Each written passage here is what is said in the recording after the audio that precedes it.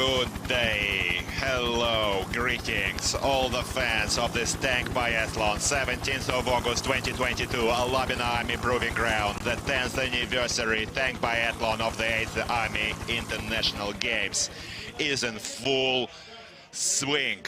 Now, we are seeing more individual hits on this fine sunny day, providing for great visibility. Dear friends, dear fans, dear supporters, we are in for a real treat today, since the lists for this race include Belarus, China, Kyrgyzstan, and the unbroken, undefeated, the undisputed champions, Russian Federation. The second crews are taking the field today. A great number of fans is supporting their teams in the stands, and we're expecting some more thrilling actions. China, Belarus, Russia, and Kyrgyzstan, second cruise. So, friends, to start with, let us introduce the referees for this race. Every country appoints a separate referee. Kyrgyzstan, Lieutenant Colonel Rustam Sadikov, Russian Federation, Major Ilnur Sagdiev, Republic of Belarus, Major General Andrei Nekrashevich, and People's Republic of China, Lieutenant Colonel Yui Hun Zhen. 4 fire lines are marked for the 4 color-coded tanks. 4 crews are going to appear in this tank biathlon today. On the right flank is the tank color-coded green, the Republic of Kyrgyzstan. Tank commander, Lieutenant Azamat Zhaldashbekov. Ghana, Junior Sergeant Janubulat Eraliyev, and the driver, Sergeant Aziz Gapurjanov. Please put your hands together, ladies and gentlemen, for Republic of Kyrgyzstan. Color-coded red. Russian Federation. The tank commander introducing Lieutenant Marcel Akhtarev, the gunner, Cadet Daniil Nikolaev, and the driver is Senior Sergeant Sergei Sinenko, Russian Federation. Please put your hands together. The third fire line is the yellow color-coded tank, Republic of Belarus. Introducing the tank commander, Senior Lieutenant Valentin Radyush. The gunner, Warrant Officer Dmitry Soldatenko. And the driver is Corporal Pavel Filipovich. Bạn muốn có một hình thể cân đối, một sức khỏe bền vững. Bạn cần một chiếc máy tích hợp những công cụ tối ưu nhất để tập luyện ngay tại nhà. Kingsport BK 7000 với thiết kế hiện đại, động cơ mạnh mẽ, công năng hoàn hảo. Sở hữu hệ thống giảm xóc công nghệ cao cho cảm giác chạy chân thật, giảm thiểu phản lực từ bề mặt thảm, bảo vệ tối đa các vùng cơ, xương, khớp, thảm chạy kích thước rộng, không ngại sải chân lớn. Sở hữu massage giúp thư giãn và đốt mỡ thừa tối đa, tích hợp thanh gập bụng, chống đẩy đa năng. Kết cấu mặt thảm kiểu kim cương tăng ma sát cho những bước chạy thêm vững chãi và an toàn.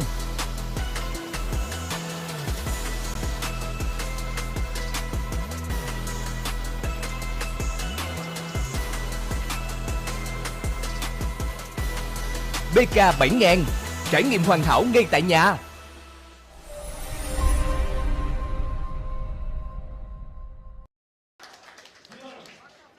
That was Republic of Belarus. And now, on the opposite flank is the People's Republic of China, the tank color-coded blue. Tank commander, Sergeant Zhao Menze. Gunner, Senior Sergeant Second Class Kan Lianlian. And the driver is the Junior Sergeant Gao Erzin. People's Republic of China, second crew. So, dear friends, everyone is in great mood, and we're expecting epic action today. This is your all-time tank biathlon host Nikolai Fedorov, and co-hosting for the English-speaking audiences Dmitry Kulinsky. The signal is given here at Alabina Army Proving Ground. And it's time to start your engines. The crews include, this race includes 3 Russian-produced T-72B3s featuring the teams of Russian Federation, Belarus and Kyrgyzstan. The People's Republic of China is using the Chinese-produced Type 96B. For many years now, they're using their own equipment at this tank biathlon. Their tank is compatible in terms of technical specs to the Russian-made T-72B3s. And introducing the chief referee, Major General Kirill Kulakov.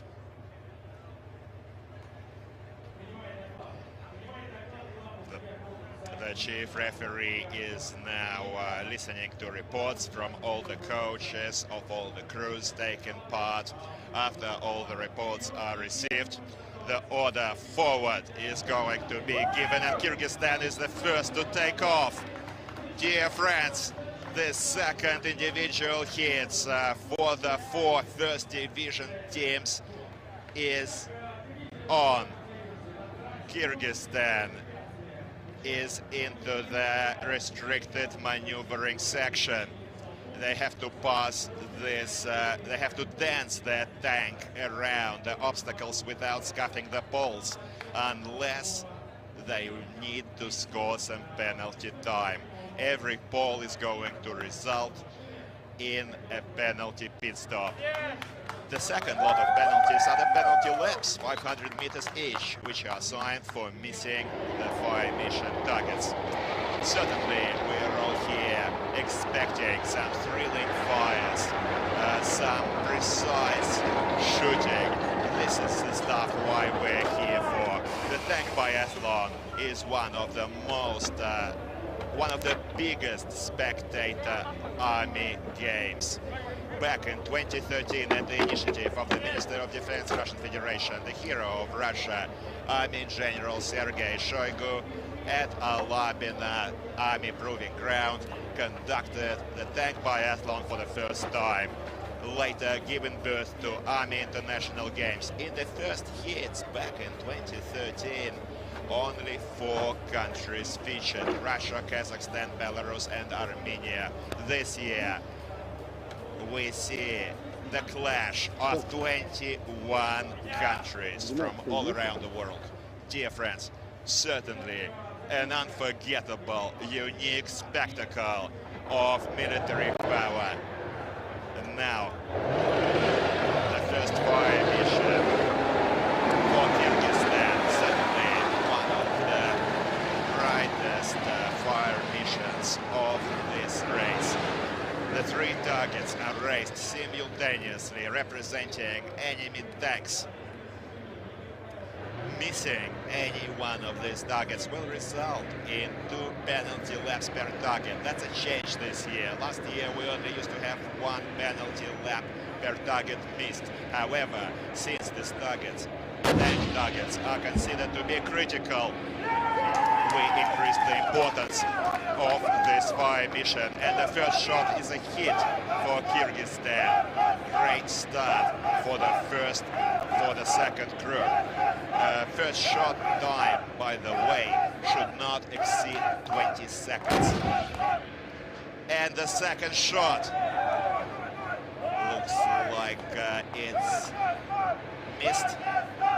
And the gunner is preparing for the third. In case the targets are missed, the first division teams are assigned additional ammunition. They need to load as many additional shells according to the number of targets missed. And in case they are not able to hit the targets with this additional ammo, then penalty laps are assigned, and it's a hit on the third target, 2 out of 3. Well done. And now time for loading this extra shell to re-engage this second target. The coaches are watching the judges. We can see the pressure, the excitement on their faces. Not just the coaches, certainly all the fans of all the teams are on their feet, supporting their servicemen. We're back to the replays.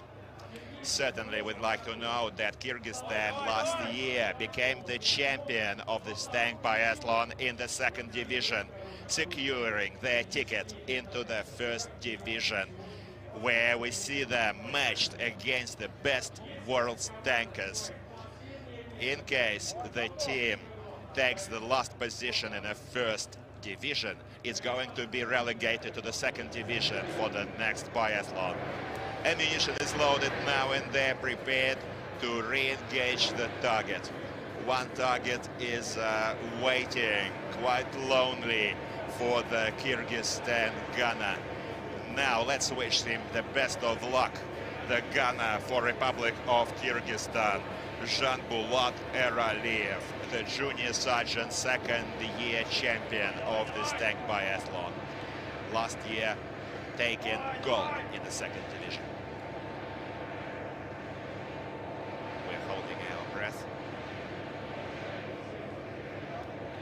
All of the fans for Kyrgyzstan are now on the edge of their seats.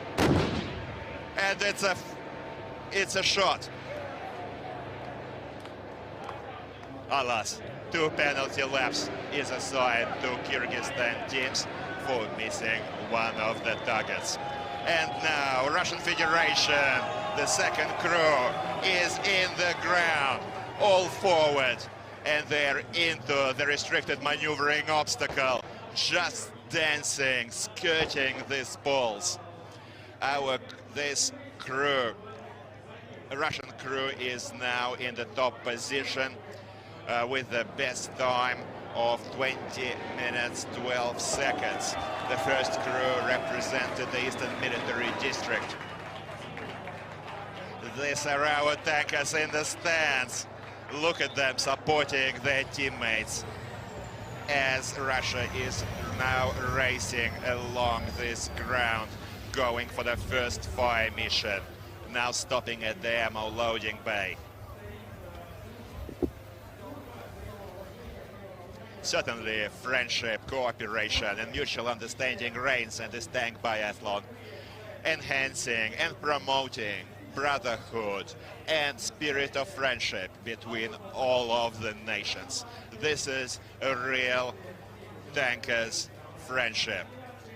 And now I would like you to please note that according to the instructions of the Minister of Defense, Russian Federation, that the Russian team is constantly reshuffled yearly. There are no veterans here. These are all fresh crews. All Army games define the winners, which then enter as contestants into the Army games. Only the winners of the All Army Tankers Championship feature in this tank biathlon. A truly legendary, unique event, unforgettable and unmatched. Now we are watching Danil Nikolaev, the cadet for Russian Federation, cadet from Kazan Tankers Academy, tracking for target. A delay is now reported. The technical commission is going to later look into the causes for this delay for Team Russia. In case this team is ruled through no crew's fault, then the time wasted for the technical delay is going to be subtracted. However, if this delay is through the crew's fault, the time remains same. These are the rules. The rules are the same for all of the teams. We've seen some races that did have technical delays awarded back to the teams. Certainly the umpires following every race carefully inspect the targets, take photographs to determine fire accuracy, as to leave no shadow of doubt. And only after the hearing of this commission we hear the final verdict and the final results. But as a rule, everything we see on screen stands. Now, wind direction today is a bit higher than on the previous days, up to 4 meters per second. Not serious wind, however, needs to be accounted for by the gunner in these fire missions.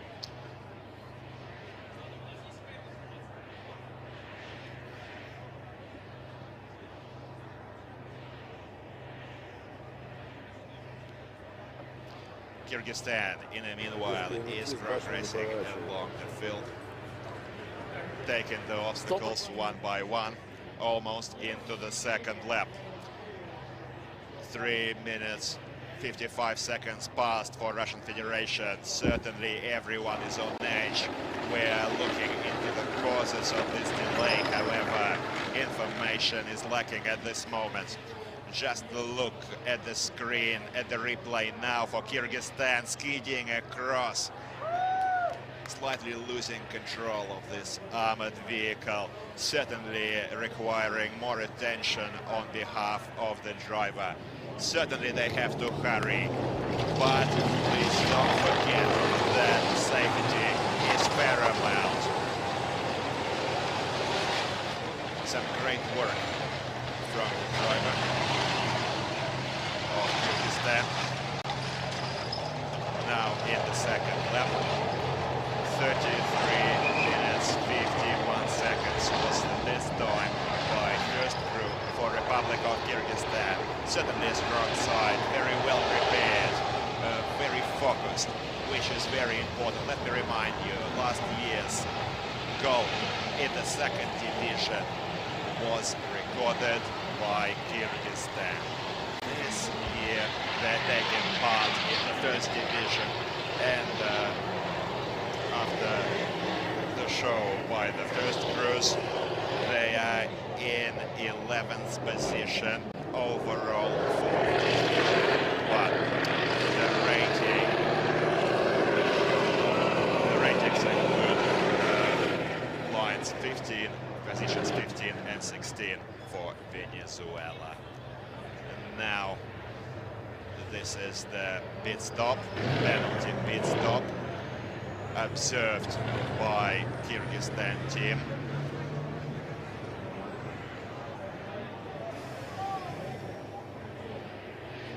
The tank was slightly too far. They had to stop precisely at the penalty pit stop side. Look, we have a replacement. The tank is being replaced for Russian Federation, color-coded red. Apparently the technical delay was really due to a technical problem. Right now we are going to see the second crew for Russian Federation change their armored vehicles, and we'll later learn the decision of the technical commission, which is going to learn into the causes of this delay. This is going to be resolved after the race. An unexpected turn for our team. Evidently, certainly the team is going to need to catch up on time lost and find even more pressure on their shoulders to perform their best. Kyrgyzstan is continuing its pit stop, and we are watching the crews exchange their tanks. Crew 2 Russian Federation is taking the second vehicle. Doesn't happen very often, but it does happen, and it's always unexpected, certainly. Now, all the best of luck. We're really hoping that no more technical difficulties will be faced by the crews and everything will work out. Reporting right now, the tank is reporting right now to the coaches. The tank commander, Lieutenant Marcel Akhtariev, is reporting ready to take the first fire mission.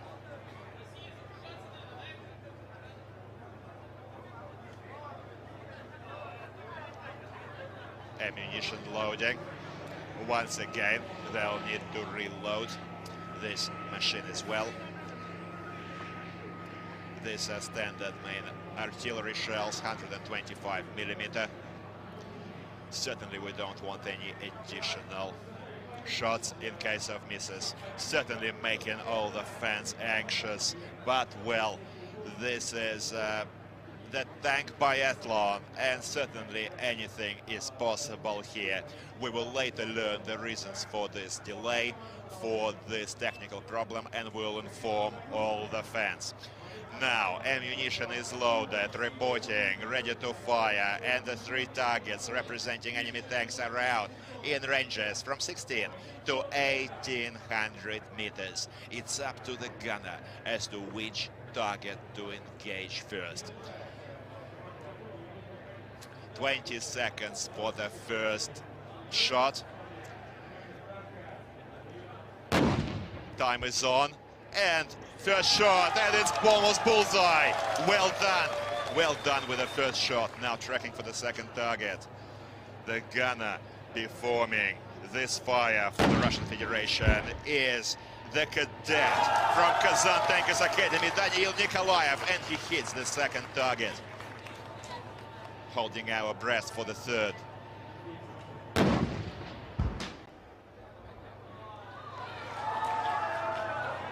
Poor visibility obstructing the target. It isn't clear whether the target is hit or missed. Unfortunately, it's under. The round fell short, is the report. 3 penalty laps for the Russian crew, 2 for missed target number 12, and 1 penalty lap for replacing the tank. According to the rules of tank biathlon, regardless of the reasons for the tank change, this always results in 1 penalty lap, putting more pressure on the shoulders of Russian Federation. And now the Belarus team is in the obstacle, going through restricted maneuvering. Tank commander, Senior Lieutenant Valentin Radish, is leading his crew along. Certainly also a very powerful team, practically every year taking part in the finals, except for last year. We had a very difficult semi-final where Belarus took 6th position. Well, certainly winning and losing both has to be taken in a spirit of good sportsmanship, as Belarus had demonstrated.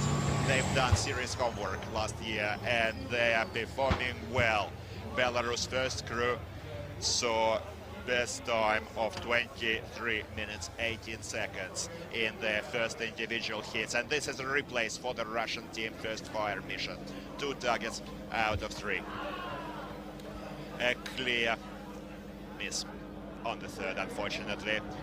Well, certainly an anxious moment for everyone. Not just the fans, not just the supporters are on edge. There's a lot of pressure also resting on the shoulders of our tankers. Back to Belarus, finishing their ammunition load onto the first fire mission, as Kyrgyzstan is in 17 minutes 24 seconds elapsed in the race. Second lap almost done.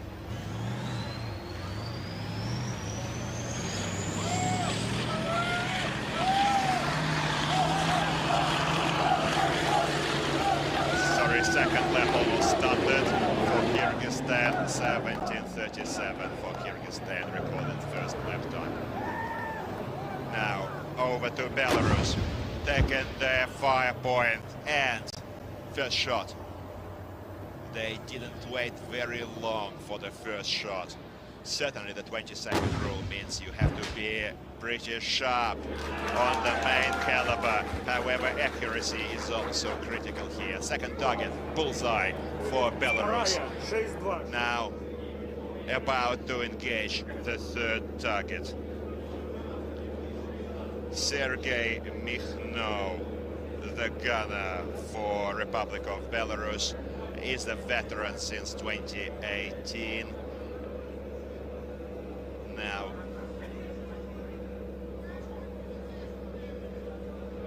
we see the gunner taking a bit more time.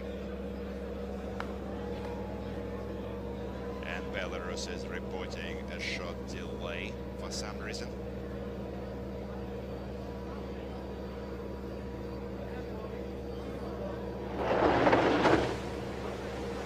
The time was recorded and logged for Belarus for this technical delay, and Russia continues along the track.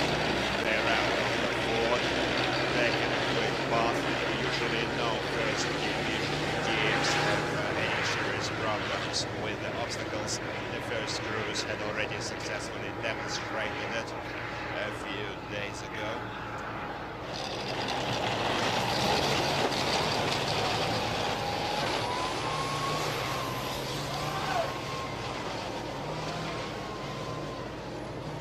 Another sharp turn before the restricted maneuvering.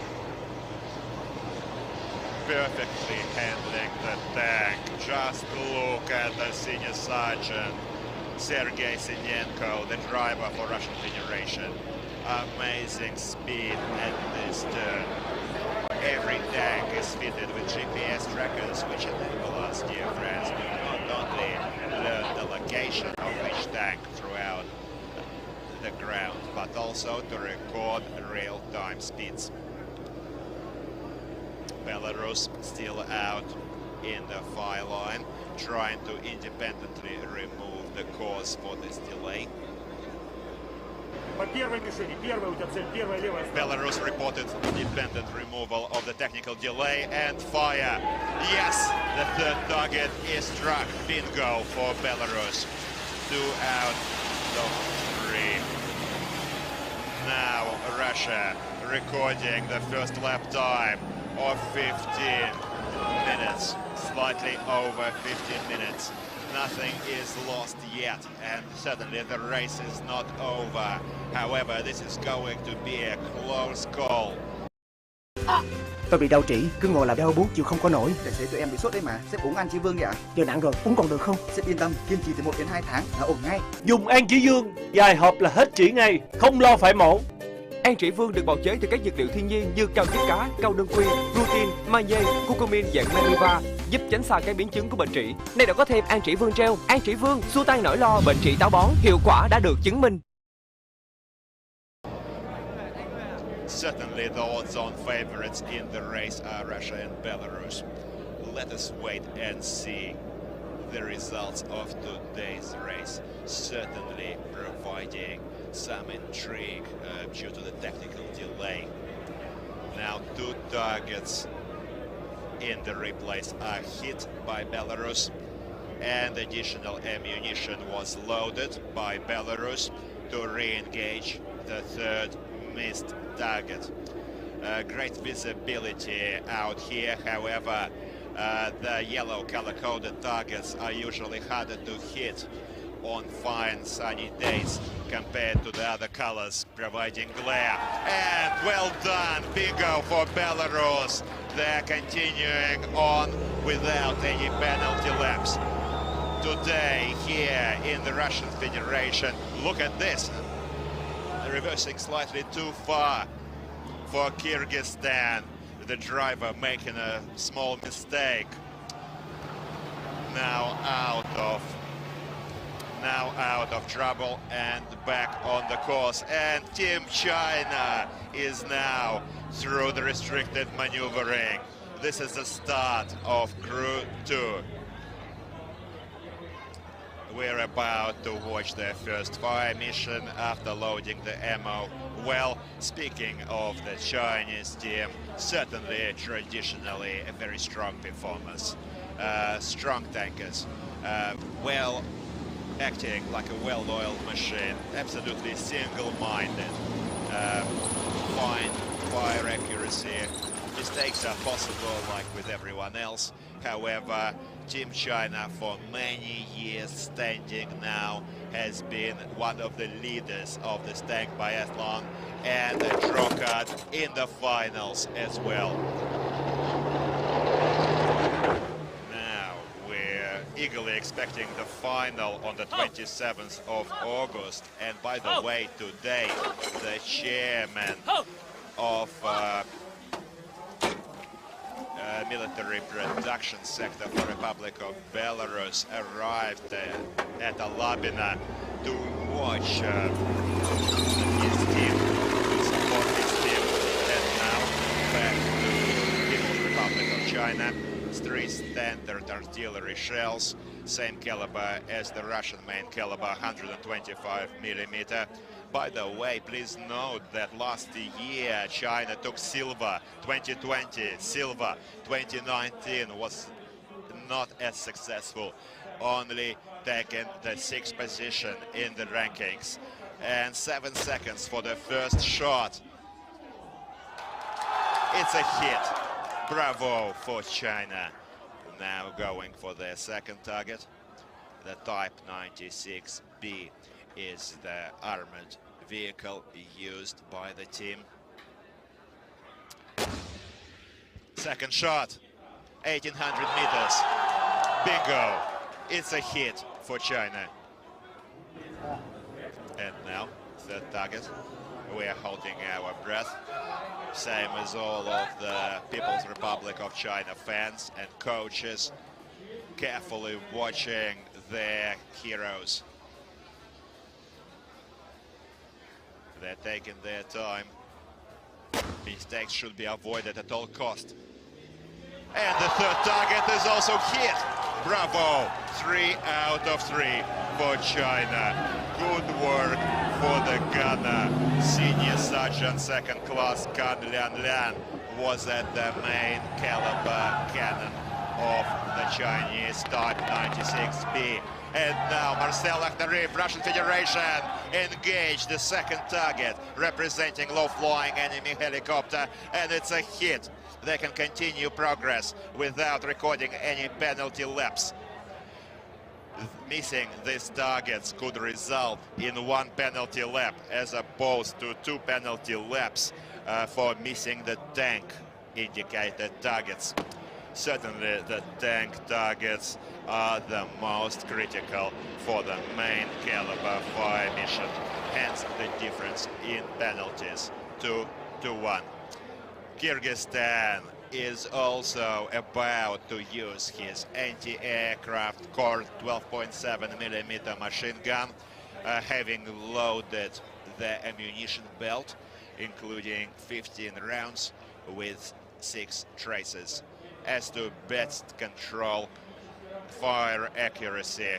And now we have a technical report from the flagman that People's Republic of China made a mistake on overcoming the minefield obstacle, hitting the pole, imitating a mine. Hence, People's Republic of China is directed to a penalty pit stop. And now back to Kyrgyzstan, about to tackle the helicopter target. Opened fire. We see first volleys flying.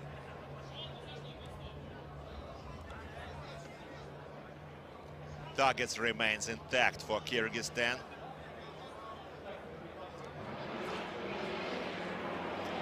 Completely unloaded and secured. The tank is moving out of the fire line. No additional ammo is assigned here on this type of targets. Only the tank targets result in additional ammunition to re-engage. Certainly not always an easy fire mission on the machine gun.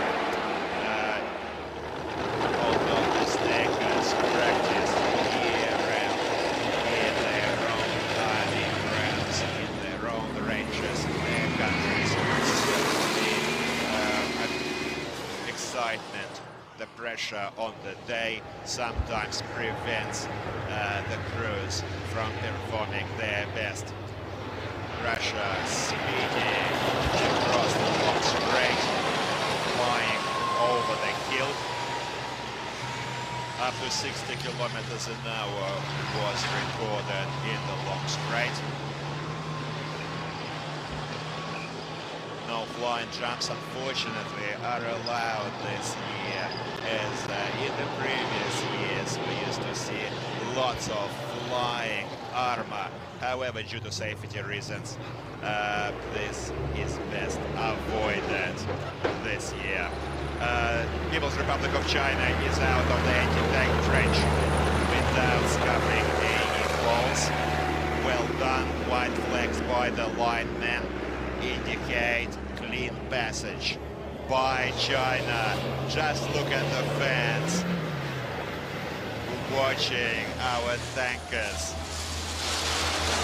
Many fans, many supporters are enjoying this great outdoors on this beautiful day to support all of the teams taking place in this tank biathlon and having a great time here at the cradle of the tank biathlon, Alabina Army Proving Ground. Russia just recorded their next lap time of 23:29, as in lap 3.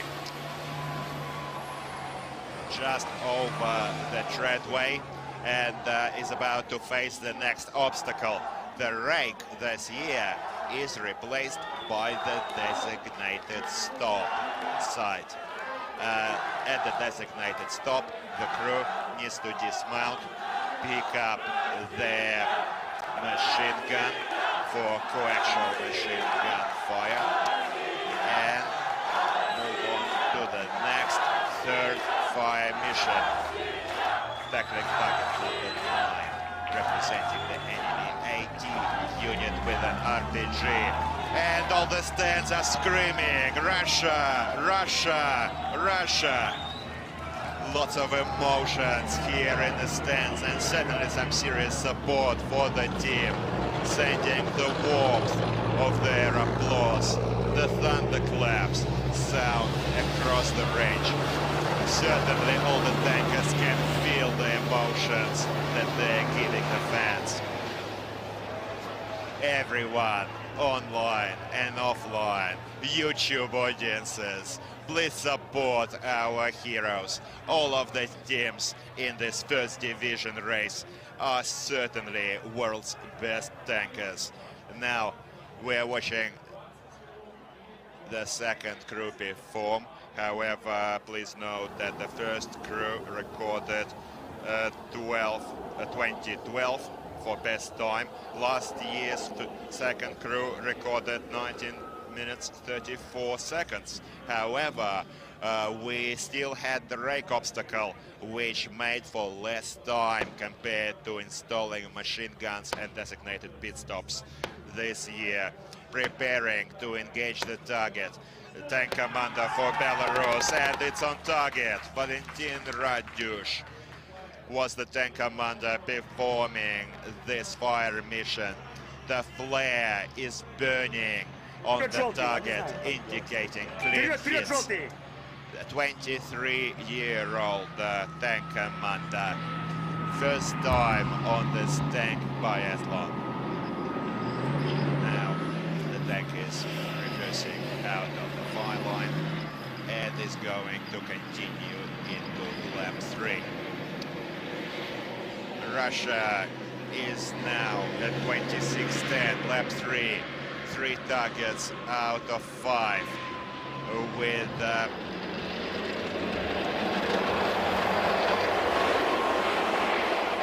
trying to be careful on the obstacles. Kyrgyzstan in the replays.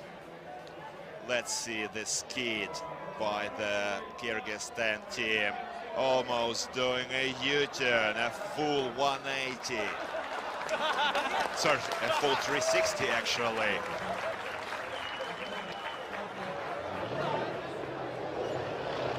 Certainly this is going to take ballet, where this would be in order. And now Russian Federation is about to engage the third target, 700-meter range, target number 9, imitating AT RPG unit. We can see the traces flying very close to the target, and finally it's hit. Well done, bingo, for Marcel Akhtarev, the tank commander, leading Screw 2. And Daniil Nikolaev is the gunner, for fourth-year cadet at Kazan Tankers Academy. Bravo, well done Fine fire accuracy here on the remaining 2 targets. Nothing is stopping the Russian team now from reaching the finish, following just a few obstacles. It's down to the driver not to make any mistakes, which could result in priceless time being lost. And China, out in the screens now, is tackling target number 25, the low-flying enemy helicopter imitation.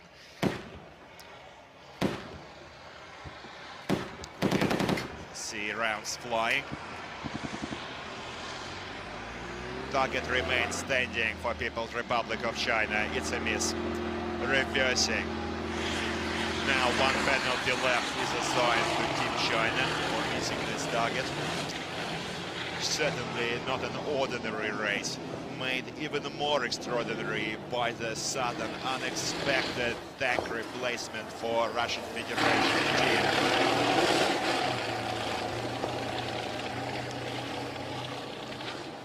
8-minute 35-second delay was recorded for the team. Apparently there was a technical fault with the main caliber loading mechanism. The representatives of UVZ, the manufacturer, are going to look into the causes and eliminate the cause of this problem. Anything can happen. This is technical equipment, certainly no crew's fault. Now, Kyrgyzstan setting up their machine guns. Kyrgyzstan is in the 3rd lap with 2 targets out of 5. 35 minutes into the race. They still have 1 fire mission to face. Belarus, designated pit stop.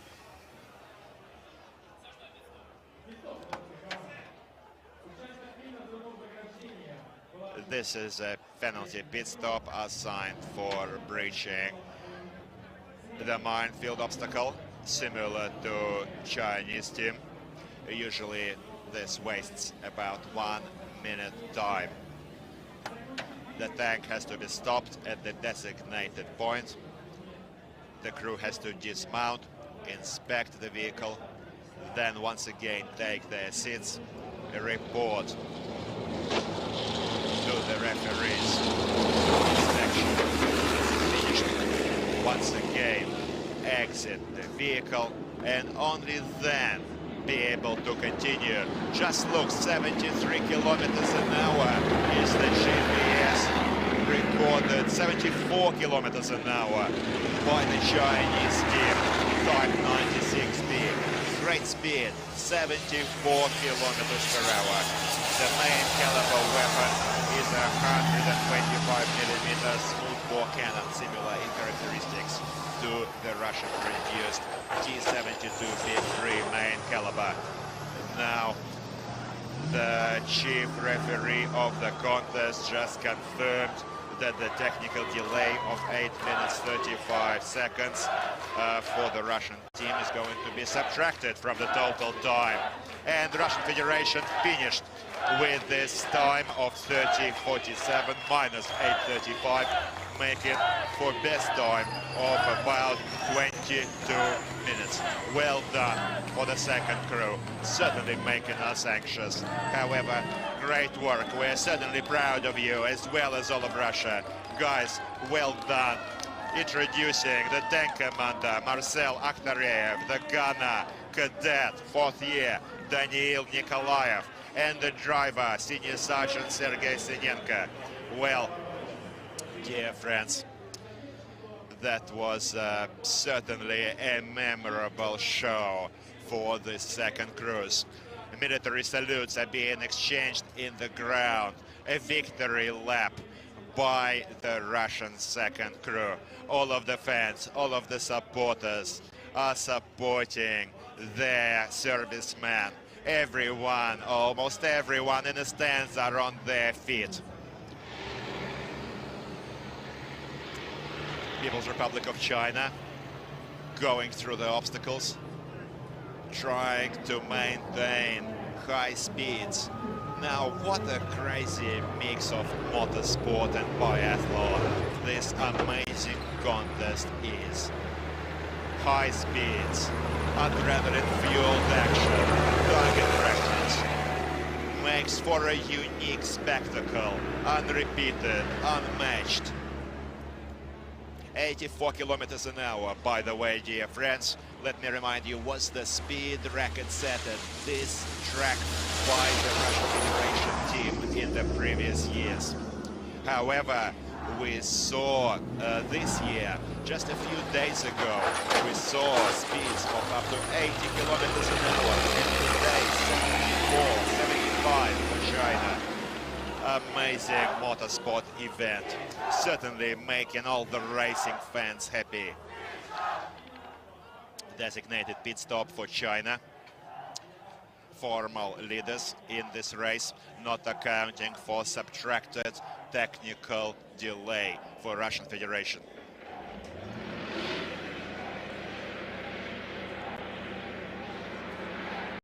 Khui Cozy, trúng bánh vàng 60 triệu mỗi tuần cùng hàng ngàn thẻ điện thoại. Certainly no crew's fault resulted in this technical delay, and for this reason 8 minutes and 35 seconds is going to be subtracted from the total time for Russian Federation. And now Kyrgyzstan is about to engage the TRqədC target. Performing this fire mission for Kyrgyzstan is the junior sergeant Janbulat Eraliyev. He's using the coaxial Kalashnikov tank machine gun, also using 15 rounds with 6 traces, usually quite a sufficient amount of ammo to hit on this target. So far, 2 out of 5 is Kyrgyzstan's fire accuracy. They need to quickly pick up. Yes, and it's a hit, bravo, well done Kyrgyzstan. 3 out of 5. Kyrgyzstan moves back out into the track without recording any penalty laps for targets missed. Please don't forget that Belarus technical delay was also not recorded, and now the causes are being determined. We're also watching in the meanwhile the technical qualifications for combat criteria. This is another novelty introduction this year. On the days when crews are not taking part in the hits, they will be passing the technical qualification rounds with combat criteria such as replacing lost or detracked track or using locks to escape out of quagmires. Every team has to pass technical qualifications, and now Belarus, well done.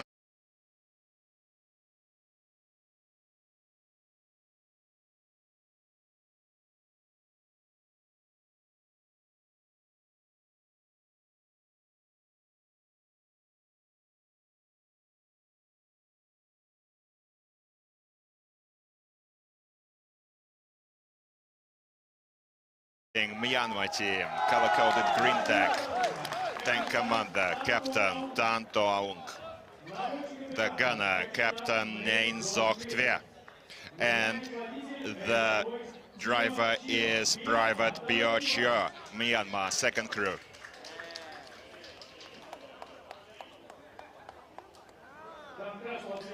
The red color-coded tank on the second fire line, Syria, Arab Republic. Tank commander, senior lieutenant Mohammed Mahluf. В Тубе набирайте танковый биатлон 2022 и смотрите яркие заезды танкового биатлона, в том числе прошедшие уже все там, конечно же, заезды будут. Итак, я готов представлять экипажи. На правом фланге танк зеленого. The third fire line, yellow color-coded tank, introducing Republic of Armenia, second crew. Tank commander, Lieutenant Sasun Haratyan. The gunner, Private Mikhail Benoyan and the driver Arsen Abramian. Armenia, yellow color-coded tank. On the left flank is the blue color-coded tank, Laos People's Democratic Republic. Introducing the tank commander, Senior Lieutenant Loan Butsadi Sengsuli, the gunner, Senior Sergeant Vilavong Phetsamai, and the gunner and the driver, Captain Saladen Chakaphong, Laos second crew. Well, dear friends, all is set to start the next individual hits race, and this is your tank biathlon hosts. The signal is given.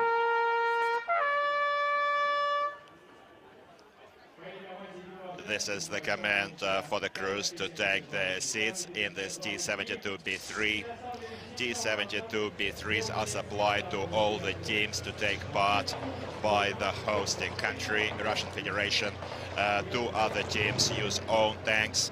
People's Republic of China uses their own produced Type 96B, and Belarus also uses their own T-72B3s that are already in service of the Belarus Armed Forces. So, T-72B3s, this is the upgraded modification of the famous, legendary 72 model. Commanding is the chief referee, Major General Kirill Kulakov, the chief of Kazan Tankers Academy, the cradle of Russian tankers. Now, back to the track, Myanmar. First crew, 27:43. That was certainly an amazing result for the country. It's certainly a dark horse of this tournament. A very strong side. Amazed us with the first cruise show. Right now, the chief referee is hearing reports from the coaches and the tank commanders, and the signal to start the race is about to be given. The tanks are going to start with a few minutes interval to break them up through the range so as to avoid congestion and to provide for the audience better fire missions for the teams in turn. Right now, let's support all the teams taking part in this individual hits race. Laos, Armenia, Syria and Myanmar. The fans are lining the stands today, supporting their teams. We have lots of audience offline and certainly offline audiences. Now, the Russian Federation team is also supporting the crews of this Division 2 teams. However, certainly lots of positive emotions, important experience has to be taken in. Now, Russian Federation third crew will take the field on Sunday. Few days still remain for other hits of first and second division, so we'd like to wish the best of mood to everyone. And please enjoy the show. This is one of the most unique, unforgettable contests in the International Army Games, taking place back in 2013 for the first time here at Alabina, Army Proving Ground number 203 for the Western Military District.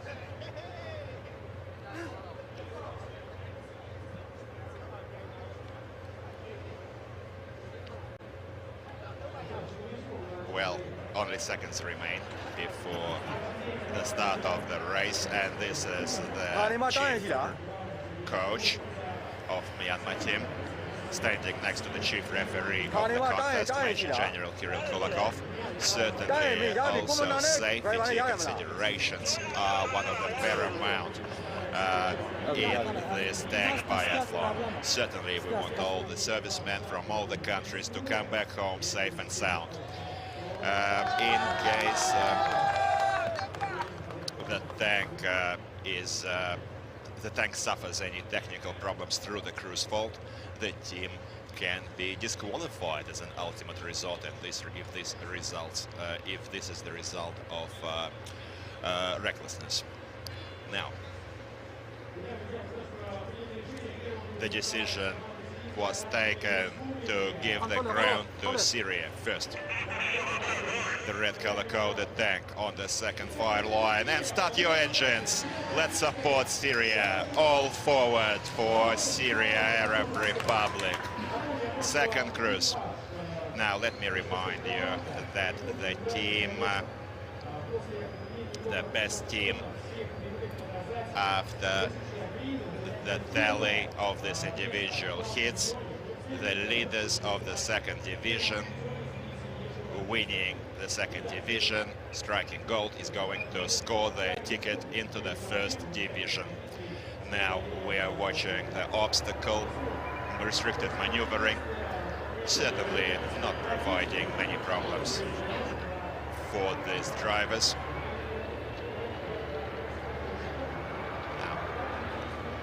By the way, road traffic rules also apply at the tank biathlon. If two tanks are racing in parallel and one of them is passing on the right, certainly you have to give way on the right, just same as in road traffic. Otherwise, this could result in disqualification in case of possible collisions. Now, this is the ammo loading pit stop to perform their first fire mission. And the crew is quickly loading these 125mm shells. Please mind you that these shells weigh 29 kilo each. So a bit of exercise for this morning. 3 additional rounds are on standby in case of targets hit, according to the number of targets. In case additional ammo doesn't result in hits, this results in penalty laps. 2 penalty laps for each missed target. Now the penalty laps this year are located on both ends of the track. The length of the penalty laps is 500 meters. For missing target number 12, 2 penalty laps are assigned, because certainly this tank imitating targets are the most critical fire mission in these individual hits. And Syria is in the firing line, about to engage. Targets out in the field from 16 to 1800 meters. Although the 3 targets were raised simultaneously, that's another change from this year. The gunner will need to engage at own discretion these targets, selecting the first target to engage independently. Fire! Bravo! Clipping the left tank target. We can see it quite well, and it's a hit. Quite a good side, quite a strong side, representing Syria. And certainly that's why we are here today. That's what we expect every year from this tank biathlon. This competition certainly is unmatched among all world sporting events. Certainly Formula One is remarkable, unforgettable, the speed, the power, but there is no fires. And here you have the greatest motorsport event in the world. You have speed, you have adrenaline, and you have live fires. Now, second shot. Looks like it was too short. Risking some penalty laps here. Team Syria, unfortunately for the fans and the driver for Syria Crew 2, certainly a lot will rest on his shoulders taken the team through the penalty laps. The third target still remains for Team Syria. And fire! The target is hit. The lower right-hand corner has been hit. Now 2 penalty laps are issued. This is an experienced gunner, second year veteran of this tank biathlon. Last year, Syria took the 11th position in the overall rankings, and now Myanmar is also in the ground, beginning their race. Let's see if ĐT from Myanmar can overtake their own first group, the best time of 27:43. Aung is the tank commander.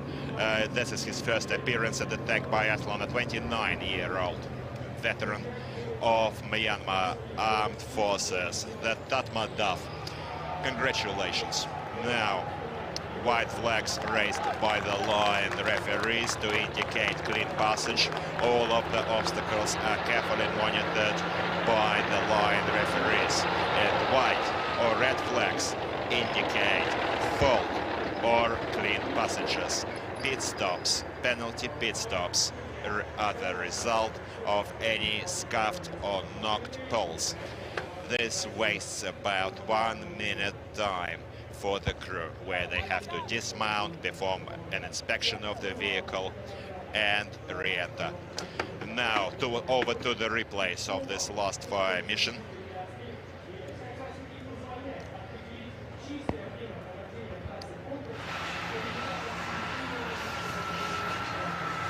Syria progresses through the course, while we see Myanmar loading their ammunition for the next fire mission. Just watching them doesn't seem very hard. However, the driver does have to raise this 29-kilo shell above his head, which is certainly a good fitness round before his before he progresses along the ground.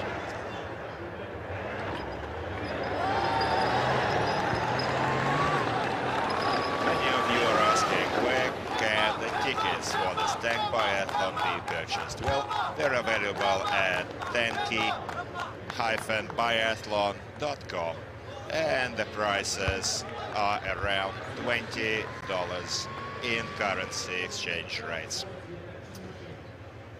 Many of Moscow residents,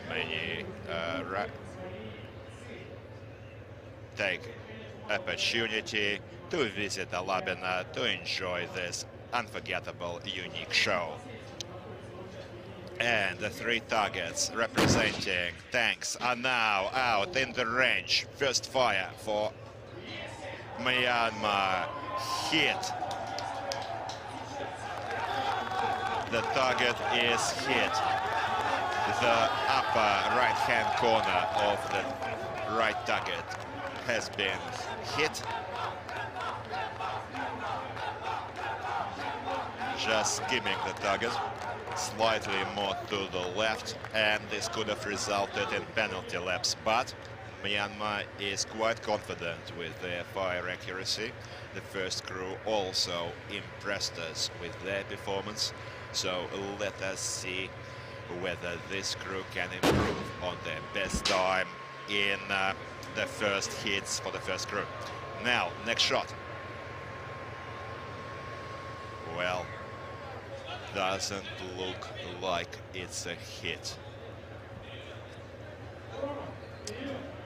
Over. The shell went over the target, earning 2 penalty laps for the target.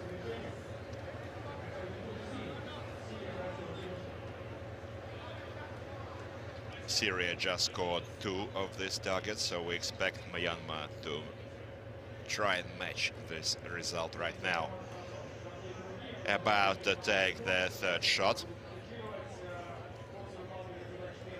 while Syria is almost in the 2nd lap.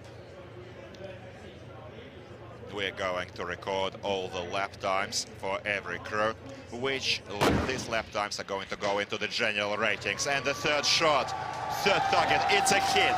It's a hit on the lower right-hand corner of the target. 2 out of 3 was the fire accuracy in this fire mission. And now Armenia out in the ground. Second crew for Republic of Armenia. Armenia, by the way, is the only team represented by the conscripted servicemen doing their military service in the armed forces of the Armenian Republic. These are just young boys, certainly officers and commanders, however, still very young. And Armenia has been building their national servicemen for a few years now for this tank biathlon, so nothing unusual in that. Now Syria, second lap, just recorded their first lap time, and Laos is starting the race. Myanmar is going on their 2 penalty laps, and we're watching the live fire mission on targets number 12 in the replays for Myanmar. That was the second shot, clearly over.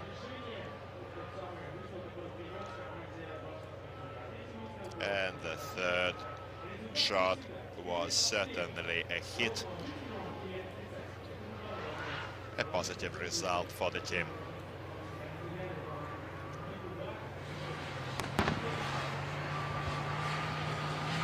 Syria is in the designated pit stop. This is the new obstacle that replaces the rake from the previous years. The crew has to dismount at this designated pit stop obstacle and load their machine gun. The coaxial machine gun will also be loaded here and set up, which certainly results in more time being spent. What is not as easy as the rake, of course. The crews used to just fly across the obstacle in the previous years. However, now about a minute's delay is warranted by this obstacle. The tank commander for Armenia reports ready to proceed to the fire mission, and this is the Armenian coach. And also the referee for Armenia. We can see that they're anxious for the young servicemen. The gunner is only 19, along with the driver. It's a great honor for these young boys to stand up to uphold the honor of their country at this tank biathlon at such a young age. Certainly your country, your parents, your compatriots may be proud of you. Everyone watching us in this live broadcast at the TRDC TV channel live, or mil.ru, the site of Ministry of Defense, Russian Federation, or online on YouTube. Certainly all of us are supporting the teams, including Armenia. We have many Armenians living in the Russian Federation, and certainly they are one of our closest neighbors, sharing long and strong ties with the Russian Federation. Now about to engage yellow color-coded targets. By the way, color-coded yellow targets are certainly more of a challenge as opposed to blue, red or green colors, because during sunny days, sometimes in the glare, these yellow color-coded targets are quite difficult to spot at distances of almost reaching 2 kilometers away. Now Myanmar is about to record their first lap time. Let us see how well they do on the first lap. first lap is only a short lap, practically half the track. The following 2 laps are longer. The length of the total track distance is 4 kilometers, 100 meters, and the Armenian tank commander is reporting a delay. We will need to make sure whether this is technical or not. And in case it is ruled technical not through the cruise fault, this time will be the time that stopped for Armenia now will be subtracted from the total time of the team. These are the rules, and this concerns all the teams. Now, Syria in the replays on the slope obstacle. There was a scuffed pole, which will result in a pit stop.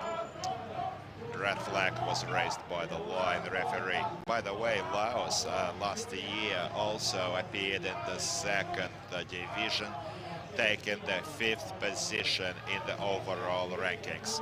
We spoke to the coach and the referee for Laos team, and certainly they had not wasted any time. They prepared well. The hard lessons of last year were learned by Laos, and we're hoping for an improved performance. Laos crew are veterans of this tank biathlon. The driver, it's the driver's 3rd year and Ghana's 2nd year on this tank biathlon. Only the commander is in his first visit to this ground, and now Syria finally, no, sorry, Armenia actually takes their first shot. The anxiety due to the delay probably told on the gunner, and Syria is now attacking target, imitating a low-flying enemy helicopter with their anti-aircraft 12.7mm Colt machine gun. That target imitating helicopter is equipped with a flare, and we will clearly see smoke in case the target is hit. However, we see the 15 rounds with 6 traces in volleys flying. However, it's a miss for Syria, and Armenia just missed their 2nd target. Unfortunately, no additional ammunition is allowed for Division 2 teams. And what we see for the first 3 targets is the end of the fire mission. Necessary misses result in penalty laps, and in this case, Armenia goes to 6 penalty laps. This equals additional 3 kilometers. Arsen Abramyan is the Armenian driver, and the lot is resting on his shoulders now. By the way, T-72B3s enjoy an 840 horsepower engines, enabling them, according to official standards, to reach speeds of 70 kilometers an hour. However, Russian Federation tankers has set a record on this track in 2019 of 84 kilometers an hour. Well, not Formula 1, but certainly makes for a wonderful motorsport event. Just imagine you're driving to your country home on a Sunday and you're being overtaken by a tank in traffic. Certainly a high speed, almost 85 kilometers an hour. Enough to get a speeding ticket in some countries. Now, Laos is out on the firing line, about to tackle their first 3 targets. Let's wish Laos good luck. The first crew for Laos this year had not hit a single target. Let us keep our fingers crossed for more accuracy for crew 1, for crew 2.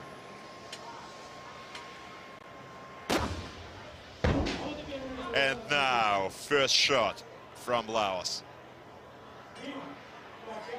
It's a miss. Target is obstructed, however, there is a report that it was a hit. We were too fast in rolling it a miss. Yes, it's a hit at the bottom, middle bar in the middle.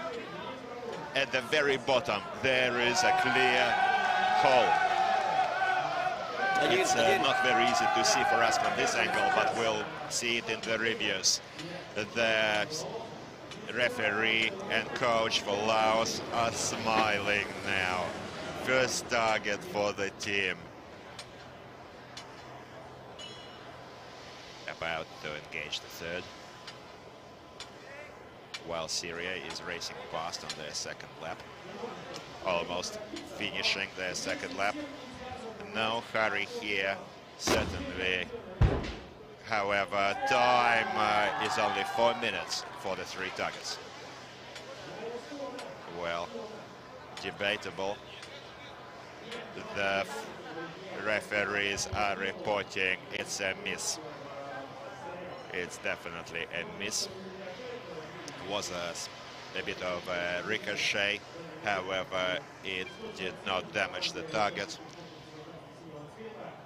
The next team color-coded blue, the next Laos crew, will be able to reuse these targets, which is certainly making the target crew from Alabina Army Proving Ground happy. A separate big thank you to the hosts at Alabina, working day and night. And this a shot, just destroying this target with the third shot. It took him a while to aim, but unfortunately this was reported a ricochet. The ground from the ricochet hit the target. Unfortunately, rolled a miss. As Syria continues out of the fourth and goes into a pit stop. This pit stop was assigned for breaching the slope obstacle. There was a mistake made at the slope. We're going to see it in the replays, and in the meanwhile, Myanmar is continuing its live fire mission on the second fire mission. The target represents the low-flying enemy helicopter, and tank commander Tanto Aung is using the anti-aircraft machine gun with 15 rounds, 6 traces, as to best correct his fire accuracy on this target. Let us keep our fingers crossed and hope that Myanmar, a very strong performer, dark horse actually this year in second division. We're expecting a lot from Myanmar during this anniversary tag biathlon. However, unfortunately it seems that Myanmar missed on the helicopter target.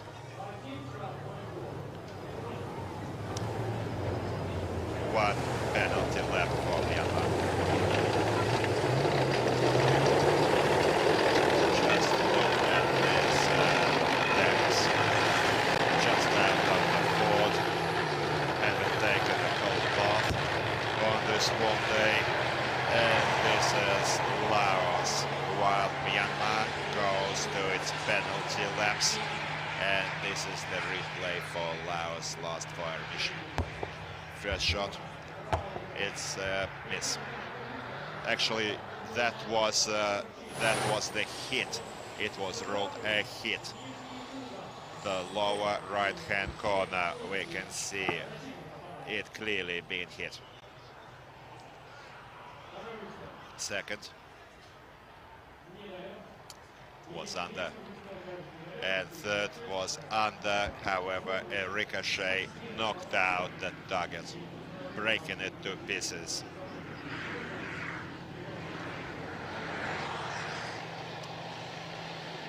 The target crew will need to set up new targets for the next cruise.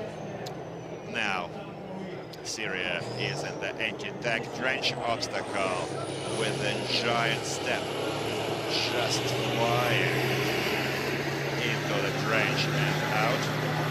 Everything goes according to plan today.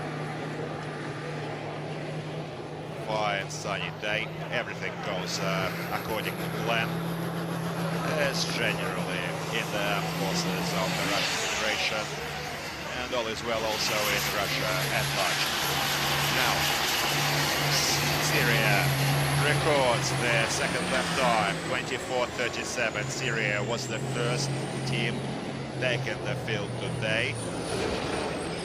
So we will wait for Myanmar to finish their second lap. Who is the leader of this second division individual hits for second cruise.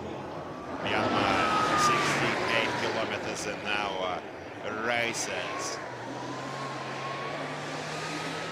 However, they have to be careful in the obstacles.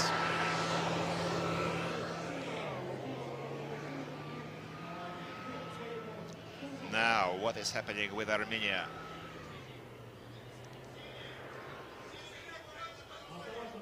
Careful now. There was a skid. Apparently after a drift. Look at this. This is a drifting corner. This is the famous Armenian turn. Whoa, dear friends. Almost repeating the accident that we saw back in 2014. A 46-ton armored vehicle remained on track, but that was certainly dangerous.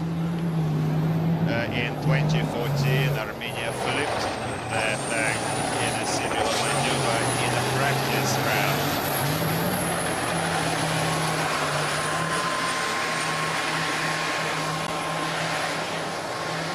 Fortunately, no one was injured. Armored vehicle also didn't suffer serious damage. So, thank God for that. And now Laos, designated pit stop. They're about to load their coaxial machine gun and set it up. Now here is, now first this is the anti-aircraft cord machine gun, 12.7mm caliber. By the way, dear friends, this is the same machine gun that is available for target practice here at Alabina. However, it uses blanks. And the chief umpire is stopping the race. The time has been stopped in relation to the need to return Armenia crew to the track in this last drifting corner, almost flipping the tank.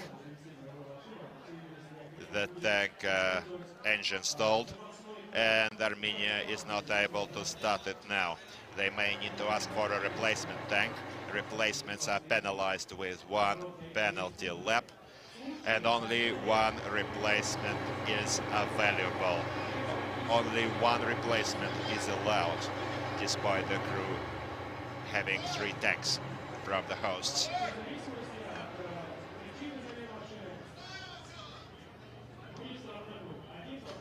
Certainly 1 penalty lap will result in this mishap.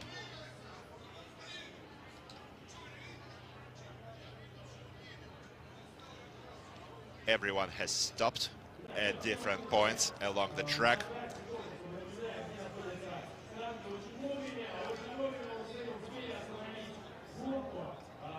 Well done to stop the race just on time. We're seeing that the minefield area in the upper right-hand corner was just passed by Myanmar. They stopped just in time before this sharp turn where Armenia is now stuck.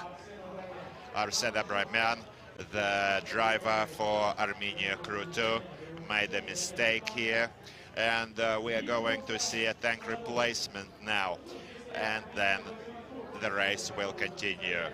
Now, summing up the previous hits of the second division, as we said earlier, 27:43 is the best time for Myanmar. The leaders enjoying every opportunity to take gold in the second division and enter the first division next year. Certainly a brilliant, remarkable performance from Myanmar. So in the second position, South Ossetia 36-30, Syria in the third position, Tajikistan fourth, Iran, Mali, Laos, Abkhazia, Armenia, Sudan and Zimbabwe. Certainly the ratings table will be changed after this hits, but now the tanks are still paused. A bit of time to rest for everyone. And this year, all of the teams on their off days have to pass their technical qualifications, which we're watching now. The Republic of Belarus is now doing their technical qualification, and the international referees are carefully observing them replacing their tank tread. Their track is being replaced, repaired. In case this happens on the track, the crew certainly have to be proficient in replacing G-tracked tracks. The second part of technical qualifications involves preparing to evacuate the tank out of quagmires using logs. So this is certainly not an easy job.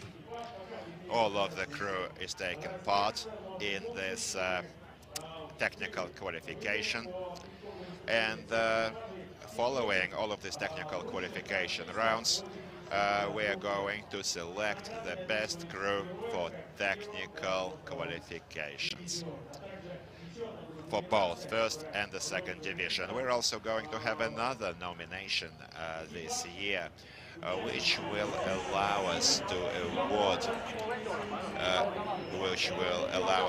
award the crew that doesn't use T-72B3s. Let me remind you, the Chinese team uses Type 96B. They use their own tanks, and so will merit a special nomination. Now, this is the evacuation crew towing this tank out of the way.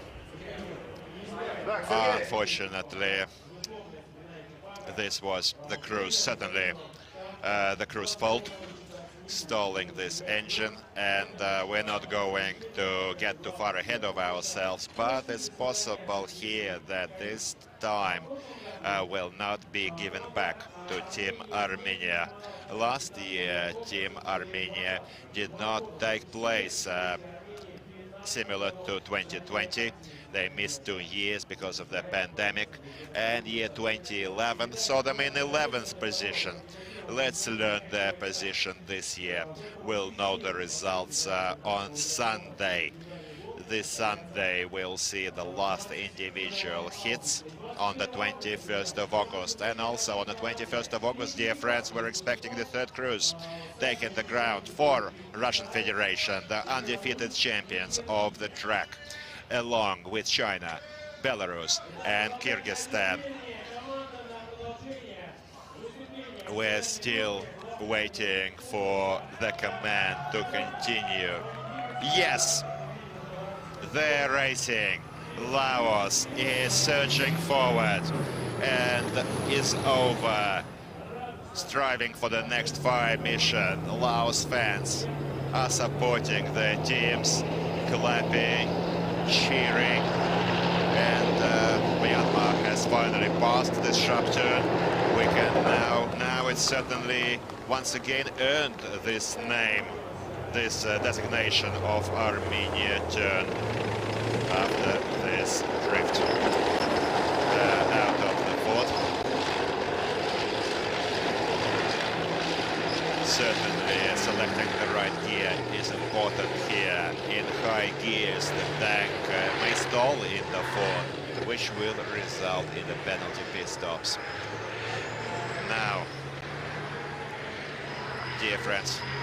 This tank may pass water obstacles after up to 2.7 meters in depth. 3,750 machine gun rounds is the full ammo load for the machine gun. Also upgraded, various types of upgraded ammunition are used by the main smoothbore 125mm cannon. Loaded the ammunition belt. 15 rounds. Syria on the third lap now.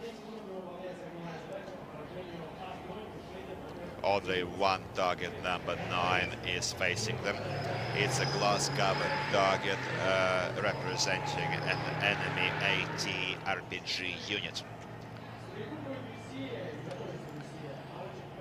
Now the gunner for Syria Arab Republic, Warrant Officer Mohammed Hamil, is about to take this fire mission. He is a 40-year veteran of this tank biathlon. Despite being only 23 years of age, he's been racing in this tank biathlon since he was 19 only. So 15 rounds, 6 traces, sufficient ammunition to shatter this target to pieces. Let's hold our breath for Syria.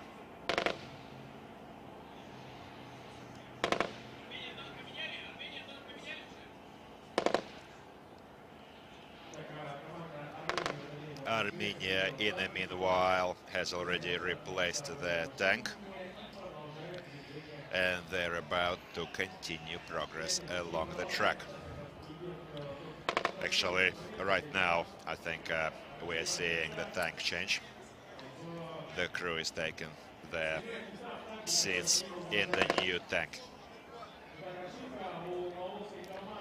Now, Laos has just fouled the slope obstacle.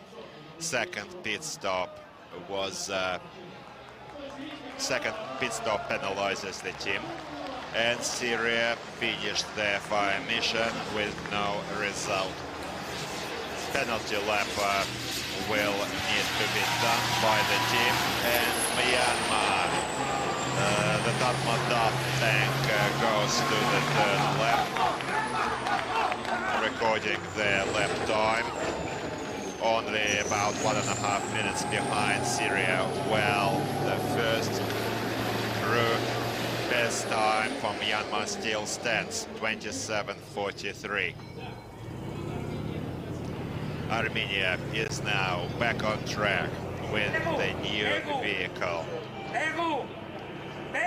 One penalty lap will result in this tank replacement. This is a rule of this tank biathlon, abided by all of the teams.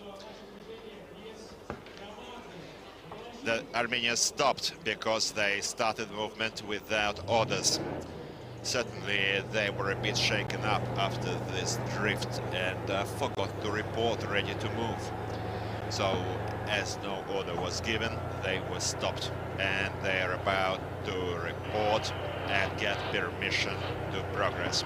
Certainly this young tankers from Armenia will need to do their homework, and some hard lessons will need to be learned. Not all is lost yet for Armenia team in this individual heats race. Third crews are yet to take the field, and all of the results are going to go into the final tally. First best crews for every team are also going to be awarded. So despite the poor results of the first two crews, third crew may yet show us a brilliant performance and receive their just rewards. Now we're also going to see the semi-finals of the relay race on the 23rd and the 24th 4th of August, and certainly the long-expected finals of the world's strongest tankers, clashing the gladiators of the 4 countries, first division, taking part in the contest on the 27th of August. This is going to be truly unforgettable, the gold final. Mark it down in your calendars. While we're watching Laos about to engage the helicopter target. Once again, 15 rounds for this 12.7mm anti-aircraft gun. 25-year-old senior lieutenant Lanbutsadi Sangsuli is about to tackle this fire mission. We can see him carefully aiming, about to open fire.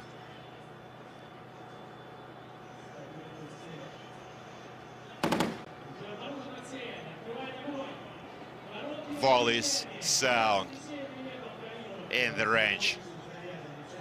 Big rounds, 12.7mm. However, past the target. Sometimes the smoke flare doesn't go off in case of hits. Because of this, the referees for the race, the flagmen, are carefully watching and monitoring the targets. After every race, all the targets are double-checked, verified. Videos are taken to make sure the targets were hit or missed. And during the hearing of the Umpires Commission, the final results are then logged, and quite possible that the time given for penalty laps for these targets may be reversed in case they were actually hit. It's quite a comprehensive system, providing for fairness and transparency on behalf of the international referee team. Armenia, designated pit stop. Still facing another penalty lap for target 25, representing tanks that was missed. Taking the machine gun, setting it up. This is the same 12.7mm anti-aircraft gun for the next fire mission. Not much remains for Syria and Myanmar. In the meanwhile, before the finish line, Syria was the first to start and will be the first to finish as well. And right now, the crew is on the right flank, but we are watching Laos in our screens. Second lap, entering their first penalty lap, closest to their location. Syria is past the slope.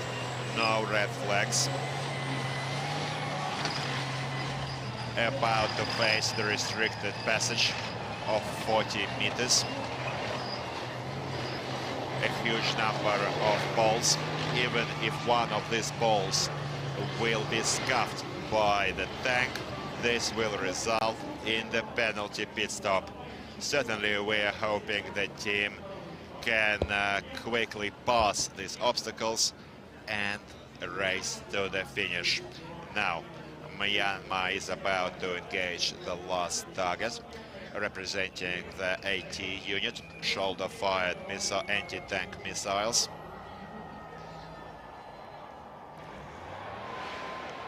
This is the last of the 5 targets in the individual hits.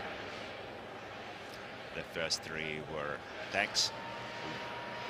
The 4th was the low-flying helicopter target, and now we're seeing the AT unit. And Syria is at the finish line, while Myanmar is still about to engage. This is Syria racing for the finish. Well done for Arab Republic of Syria. And Myanmar just shattered the AT unit target. Well done for Myanmar, taking their fire accuracy to 3 out of 5. Myanmar fans are dancing in the stands. They're certainly in with a chance to still become leaders in this race. Not much remains before the finish. The 29-year-old tank commander, Captain Young, takes his tank along the course, and the gunner ďT has just performed a brilliant attack on the last target. Now everyone are watching us online on YouTube, the Ministry of Defense website, and the TRspodTV channel. Introducing the team for Syria. Tank commander, Senior Lieutenant Mohammed Makhloud, gunner, Warrant Officer Mohammed Khalil, and driver, Warrant Officer Hassad Ahmed. Bravo, Syria, well done. Now, fire accuracy for Syria stands at 2 out of 5. Well, despite a large number of penalty laps, the team was able to finish their performance in this individual heats race, certainly with a decent result, 38:03. Zimbabwe and Sudan, unfortunately, are still in the last positions of the ratings. Myanmar was too fast. It just caught the pole. Let's see if this was a mine. Red flag. Unfortunately, they knocked on the mine. Now all the mines in the minefields are represented by the obstacle poles, so it's quite obvious to everyone when the tank hits one of these. Laos and Armenia both in lap 2, still facing another lap and another fire mission. Some good speeds are being recorded today, ladies and gents. Up to 65 kilometers an hour. The Ford cooled down. A little bit of a cold shower for Myanmar. They need to have a bright finish. 35:37 is the elapsed time for the team. Not more than 2-minute gap between Syria and Myanmar. If it weren't for the penalty pit stop, if it weren't for this minefield pole just knocked, they would have had more chances to become the leaders in this race. But it's not over yet. Let's wait for the end of the race. Perhaps they can manage it quite quickly and still catch up to Syria. All of the Russian fans are supporting all of our friends, all of the teams. Certainly we couldn't say that there is that there is bias. No, real love, brotherhood and friendship reigns at this tank biathlon grounds. Many of the tankers are veterans. They know each other. And certainly we could say that these tankers have a good tradition. Every year in August they meet at this proving ground, Alabina. But the Russian Federation team is reshuffled annually. Fresh crews are fielded. And Armenia is about to engage the anti-aircraft machine gun fire on the helicopter target. By the way, the spectators are also able to enjoy some target practice with a blanked quad machine gun. Look at this dangerous moment just now. Almost a collision. Myanmar had to stop to give way to the right. Well done by Myanmar driver, certainly. Armenia is now firing on the helicopter target and the flare is smoking. Well done for Armenia. with the first volley, striking target number 25, and is about to continue progress along the competition track without any penalty laps, dear friends. However, one penalty lap still remains for Armenia for the tank replacement. The anti-tank trench, white flags by the law and referees, no faults. Myanmar out of the anti-tank trench as well. Very little time remains, just a few meters, but they are in the second position already. So close and yet so far. It seems as if you could reach the finish with your hand, but the pit stop will need to be taken. Careful now. Look at this, it just drifted before the treadway obstacle. However, the driver was able to bring the tank under control without losing the way. That's a very important point at this obstacle, which could result in penalty lap, in penalties. No rollbacks and no losing the bridge are allowed. Now this is a designated pit stop for Laos. All of the three crewmen have to dismount. Usually the driver gets out first because it's harder for him to get out quickly. They're picking up the Kalashnikov coaxial machine gun and finish for Myanmar. Myanmar fans are now cheering in the stands. 39:44 was the time. 1 minute 41 seconds behind Syria. But well done. Well done. You're real heroes of your nation. Congratulations to Myanmar servicemen. And now they're flying their national colors for the Republic Union of Myanmar here at Alameda Army Proving Ground. Well done for Myanmar tankers. 3 out of 5 for fire accuracy, slightly behind the first crew. So some hard lessons will need to be learned by the coaches.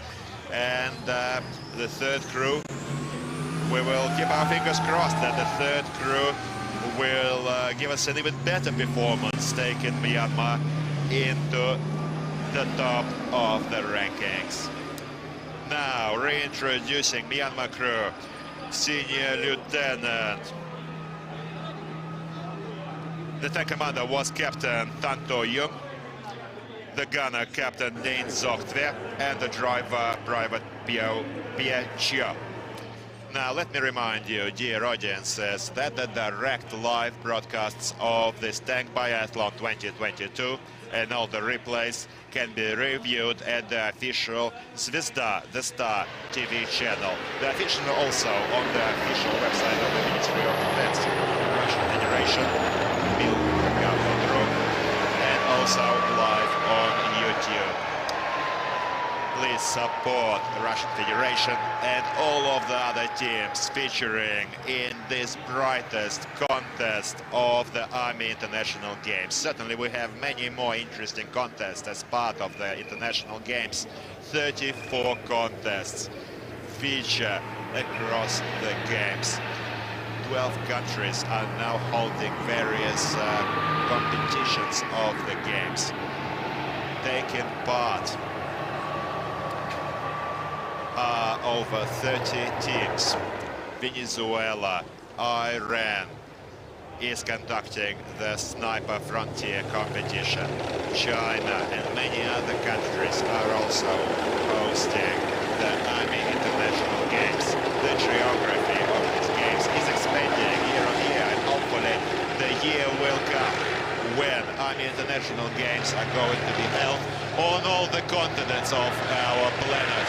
And hopefully one day we will go to the moon, to Mars, or maybe to the other planets of the solar system. Lots is still ahead of us. Our scientists are certainly not sitting idle, and will discover new boundaries, new galaxies to conduct this Army International Games. Now Armenia still in the second lap. Lots of time was wasted on the tank replacement. Serious mistake was made in this drift corner by the driver. But let me remind you, dear friends, they're the youngest of the servicemen. It seems as if only yesterday these boys graduated from school, entered the nation's armed forces, prepared, and came here for the tank biathlon. These are national servicemen of Republic of Armenia.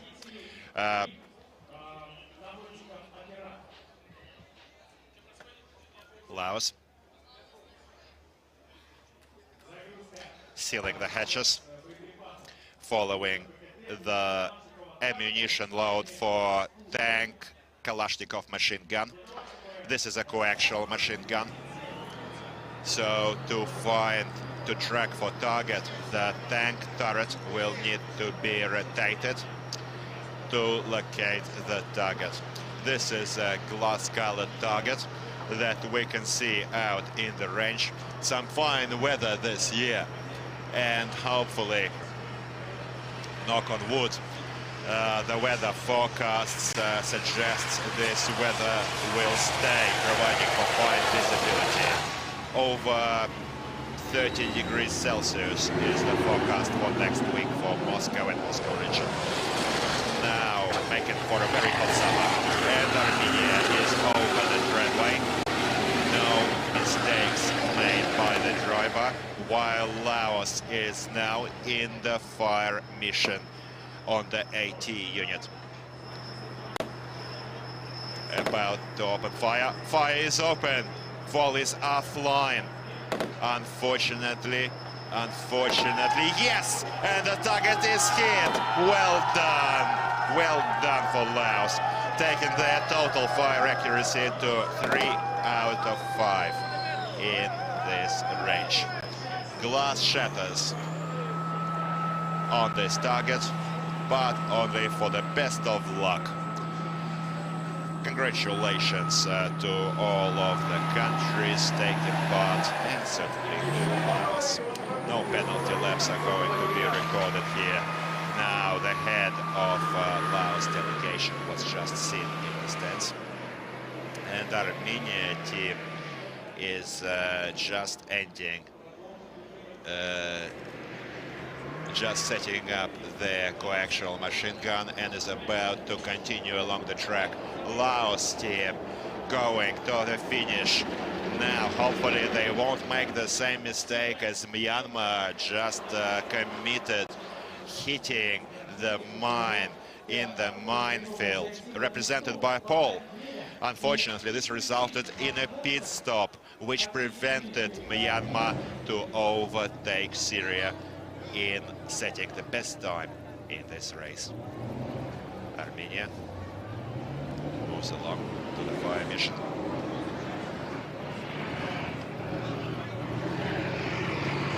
The tank commander for Armenia is not forgetting to report his progress. Awaits munitions. Unfortunately, earlier Armenia made a mistake at the last obstacle. They knocked another ball when entering the designated pit stop. So, for this reason, Armenia will need to take another penalty pit stop before this finish. 68 kilometers an hour was the top speed just recorded at the long straight by Laos. Well done for Laos, certainly making us happy, these individual hits. Just look how carefully they're steering along the obstacles,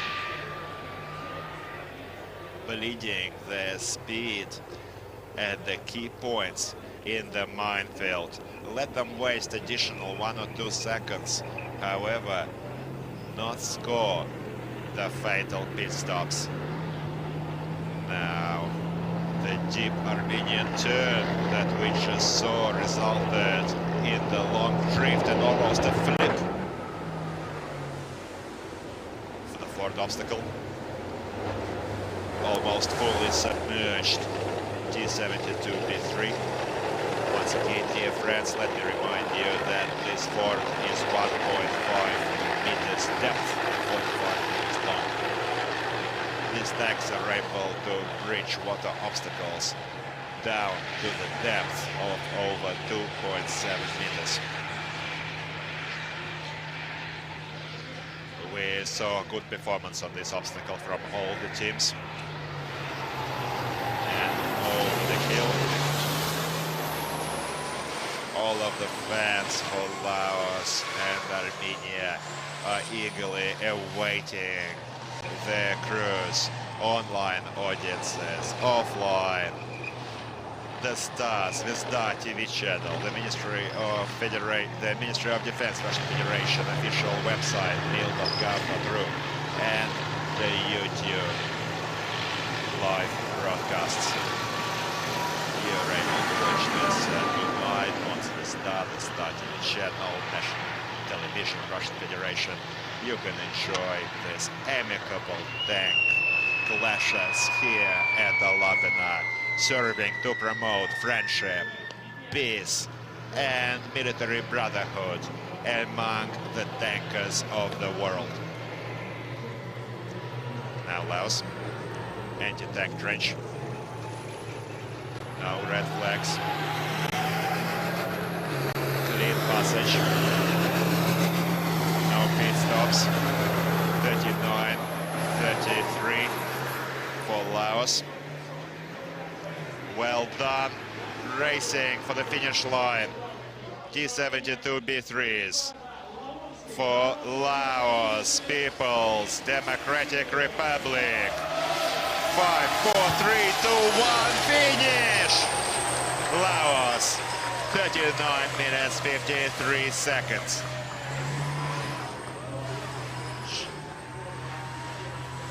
Not outside, just under 40 minutes. Few seconds behind Syria, neck to neck, the first three crews in this race. Very small gaps. If we had seen a simultaneous start like will follow in the relay races, they could have come almost simultaneously. And now reintroducing the Laos team. The honors go to Tank Commander, Senior Lieutenant Luan Butsadi Sangsuli, the gunner, Senior Sergeant Vong Hetsamai, and the driver, Captain Saladin Shakapong. Satisfactory fire accuracy for Laos, 3 out of 5. Yes, pit stops and penalty laps were assigned, but it was not critical. And now Laos national flag is waving here at the parade ground of Alabina Army Proving Ground during the victory lap. Laos commanders, referees, and coaches are exchanging military salutes with their servicemen. Armenia, in the meanwhile, is tackling the last remaining AT unit target. Let's wish them good luck. They certainly need to raise this tally for fire accuracy. And we see Armenia tank rotating the turret, looking for the best fire angles. Hopefully this coaxial Kalashnikov machine gun fire will result in target kill. Mikhail Pinayan is a 19-year-old national serviceman for Republic of Armenia on the fire controls right now.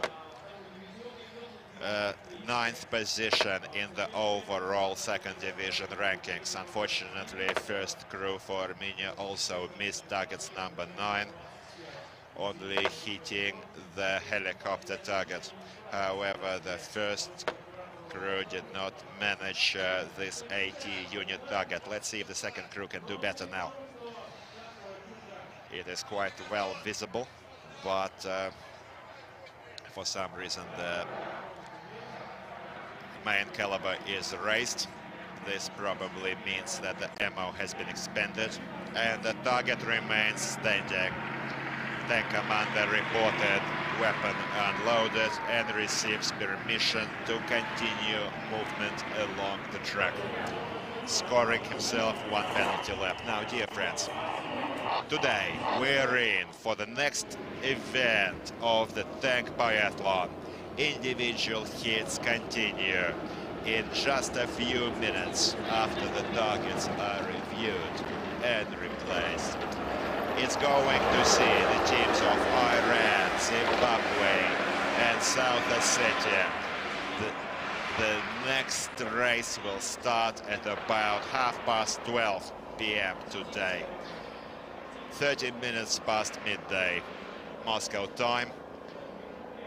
Please do come back and stay with us for the next race in this 10th anniversary tank biathlon. Iran is back at the tank biathlon along with Zimbabwe. They missed the last 2 years due to the pandemic situation. However, they are back now, making for an even livelier spectacle at this proving ground. Now, dear friends, the chief referee has just clarified the time of the next race. As soon as this race ends, the next hits are going to run immediately. This is owing to the fact that slightly later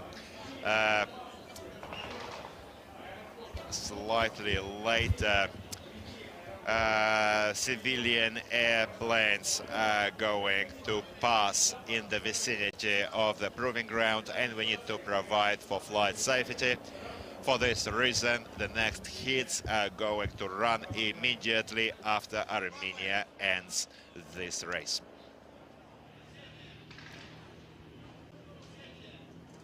Armenia racing now, high speeds for the finish line, 58 kilometers an hour, 49 minutes, almost 50 minutes is the time. 47:15 was the time set by the first crew, slightly poorer by the second crew. Hopefully Armenia kept the strongest crew for last.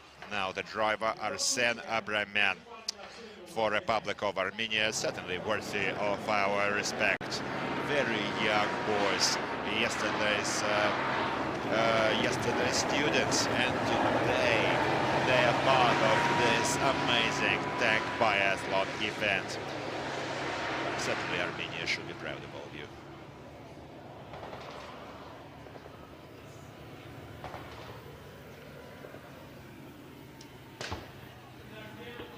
White flag raised by the line referee. No faults at the obstacles for Armenia. And this is the deep turn, the ill-fated deep turn that didn't do such good service to Armenia previously. We can see the driver being much more careful this time around, not drifting into the corner, bleeding his speed. Well done. Will continue his progress into the Ford. Now, if we go to tomorrow, by the way, tomorrow on the 19th of August, we're in for a first division clash featuring Azerbaijan and Mongolia. The third crews are also beginning their appearance in both divisions, and also Russia, Tajikistan and Sudan for the second division. And on the 21st, on Sunday, we're expecting a show by Russian Federation of crews. Our crew, the graduates of Kazan Tankers Academy, are going to clash in this remarkable, unique event with gladiators from China, Kyrgyzstan and Belarus.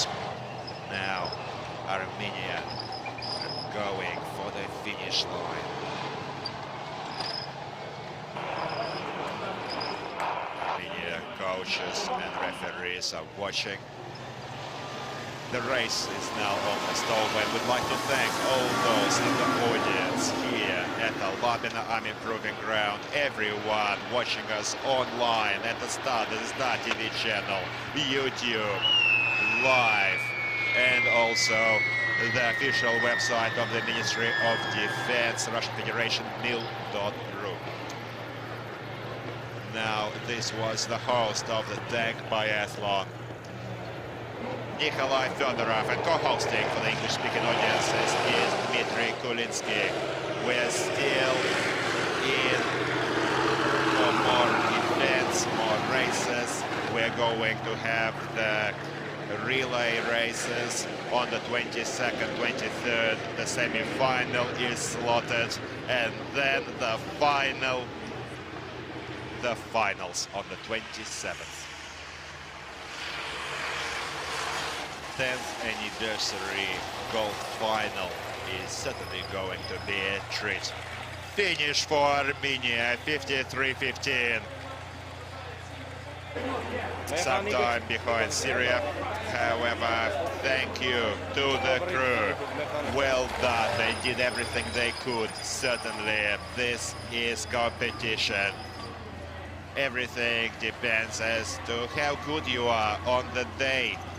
Reintroducing the team, Tank Commander Lieutenant Sasun Haratyan, the gunner Mikhail Benayan, and the driver Private Arsen Abramyan for Armenia's second crew. Well done, guys. Bravo.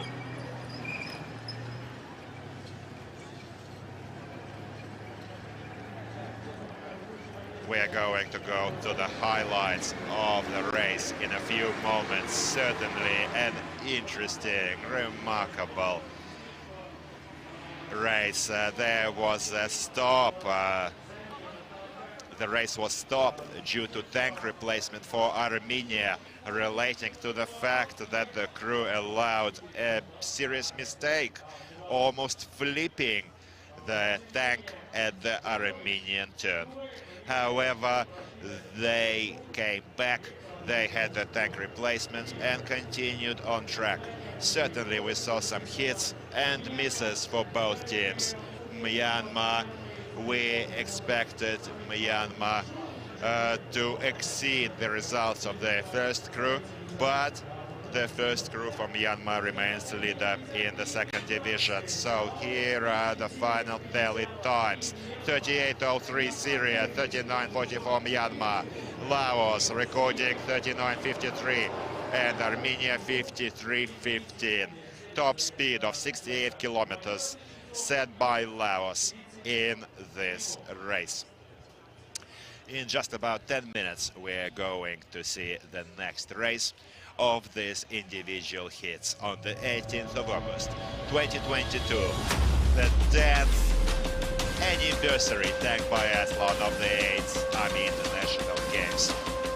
Now, the highlights. Armenia taking the 4th position in this amazing race.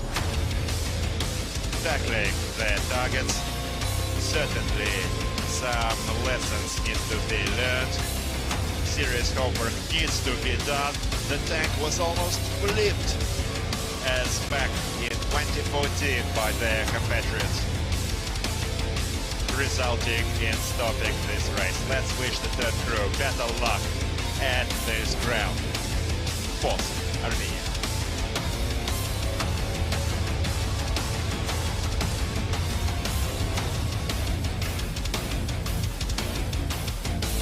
Taking the 3rd position is Laos, People's Democratic Republic. A very strong side. 3rd place in this individual hits Division 2 hit 4. A very bright team. Just as bright as their blue color-coded tank.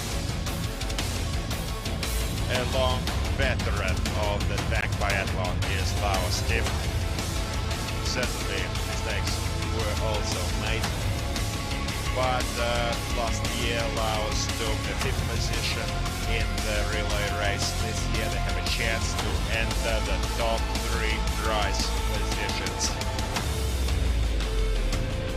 I think the chance to take gold is already lost, because the first position will be determined according to relay races and the results of this individual hits.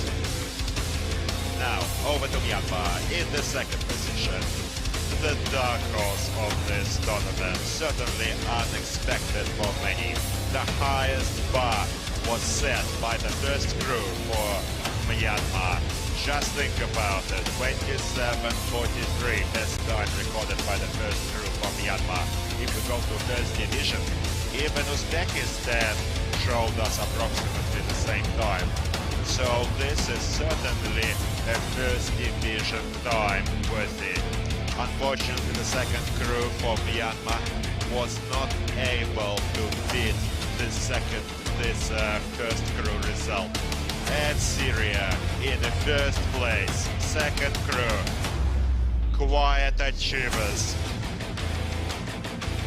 fulfilling their missions quite well today, taking the first place in this individual hits race. Thank you to Syria, thank you to all the teams, thank you for joining us offline and online. Thank you to all the fans, all of you who love this remarkable, unforgettable event. This was your Tank Biathlon host, Nikolai Fedorov. Co-hosting for the English-speaking audience is Dmitry Kulinsky. We're still to see another event today. Take care of each other, love each other, stay well and be happy. Your Ministry of Defense, Russian Federation Armed Forces, always next to you. Goodbye.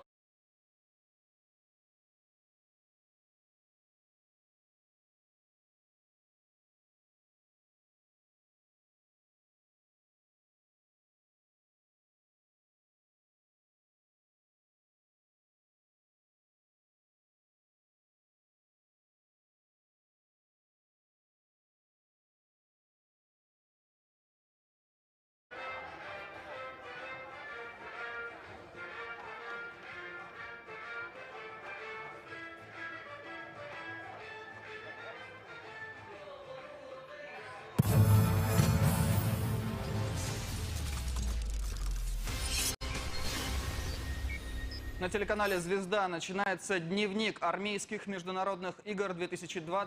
С вами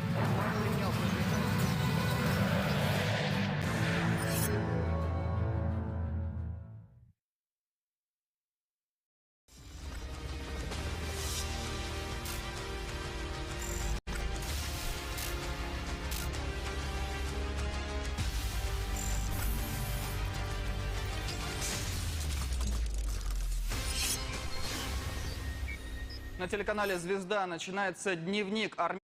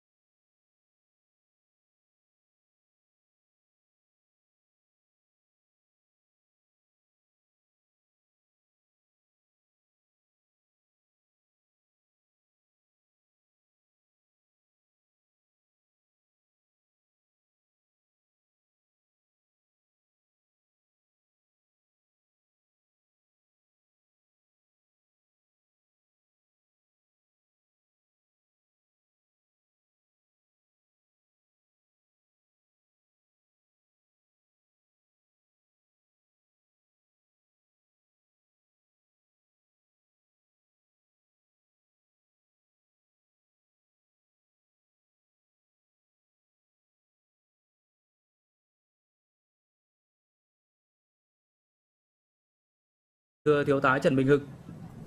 Vâng, thưa anh Vũ Ninh, thì trong cả 3 chặng của cuộc thi vùng tai nạn thì đối với chặng 1 được đánh giá là chặng khó khăn vì việc thực hiện vượt qua các vật cản trong chặng 1 đòi hỏi các tuyển thủ phải mang theo rất nhiều các trang bị từ khi thực hiện lệnh xuất phát đến khi kết thúc cuộc thi.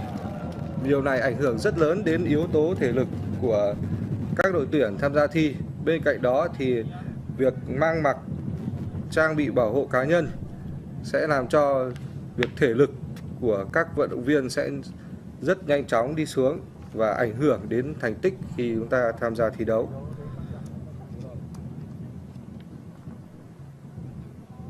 Có vẻ như trận đấu sắp được diễn ra. Các trọng tài và quan sát viên của đội tuyển Nga và của ban tổ chức đang chuẩn bị.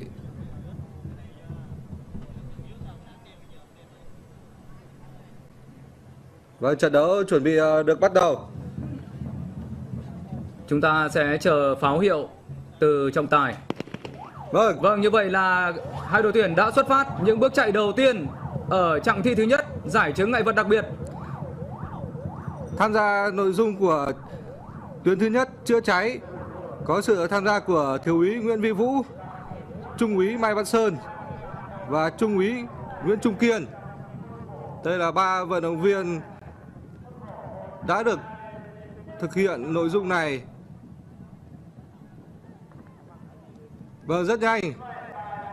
Đội tuyển của chúng ta đang lên vị trí triển khai các ống dây. Tiếp sau đó có thể quan sát thấy là những thao tác rất dứt khoát và thuần thục của các tuyển thủ cả hai đội thi.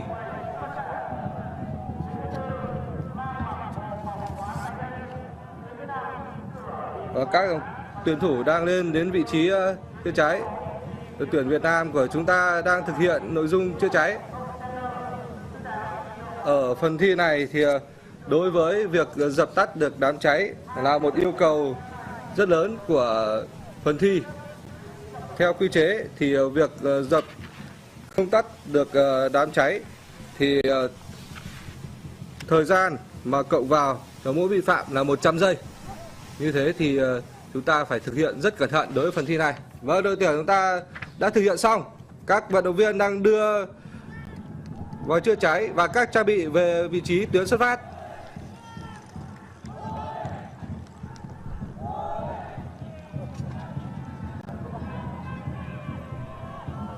Theo quy định của tuyến thì sau khi thực hiện xong phần thi chữa cháy, tất cả các đội phải đưa các trang bị khí tài về vị trí tuyến xuất phát, cởi các trang bị bảo hộ trên người và đặt trên bàn. Rất nhanh đội tuyển chúng ta đã thực hiện xong nội dung này và cơ động về tuyến xuất phát.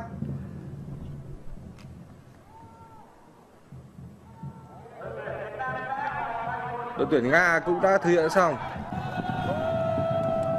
Và chúng ta đã cơ động lên tuyến thứ 2 của chặng 1. Bám rất sát là đội tuyển Nga. Rất nhanh, những bước chạy rất nhanh và rất dứt khoát của các tuyển thủ đội tuyển Việt Nam. Chúng ta đã đến biên tuyến thực hiện nội dung tuyến thứ 2 của chặng 1, lối đi bị bịt. Thực hiện ở tuyến này thì sẽ có 3 đồng chí.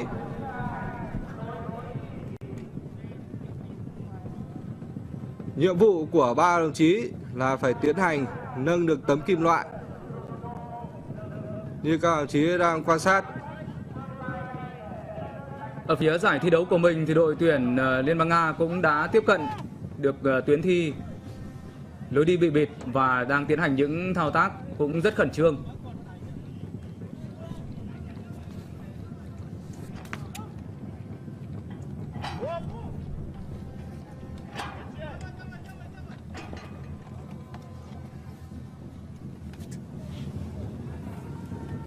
Chúng ta đang nâng được tấm kim loại lên vị trí đầu tiên. Tiếp theo, chúng ta phải tiếp tục sử dụng bố bánh tách cứu hộ và bơm thủy lực để đưa tấm kim loại lên vị trí thứ 2. Và đội tuyển Nga cũng đã nâng được tấm kim loại lên vị trí thứ 2. bám rất sát đối với đội tuyển Việt Nam của chúng ta.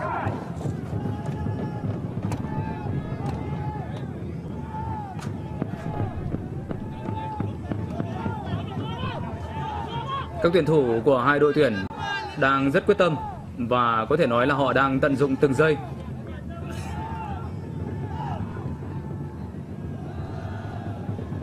Vừa rồi các đồng chí quan sát hành động giơ tay báo hiệu đội tuyển đã sẵn sàng thực hiện sử dụng bơm thủy lực để tiến hành thực hiện tiếp tục nâng tấm kim loại từ vị trí thứ 2 lên vị trí thứ 3.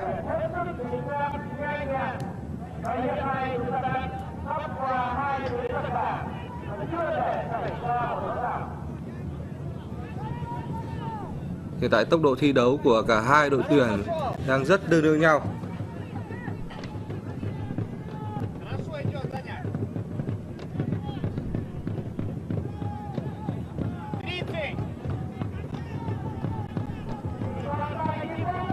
Chúng ta chuẩn bị đưa tấm kim loại lên vị trí thứ 3. Vâng, thành công rồi ạ.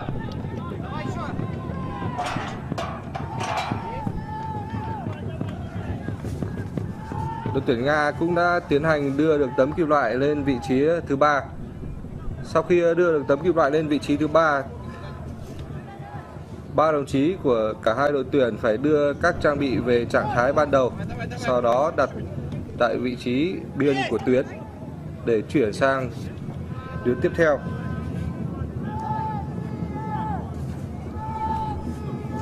Việc không đưa các trang thiết bị trở lại đúng vị trí cũng như là không đưa các trang bị về đúng trạng thái ban đầu sẽ được coi là lỗi vi phạm và sẽ được tính thêm vào thời gian thi đấu của các đội tuyển.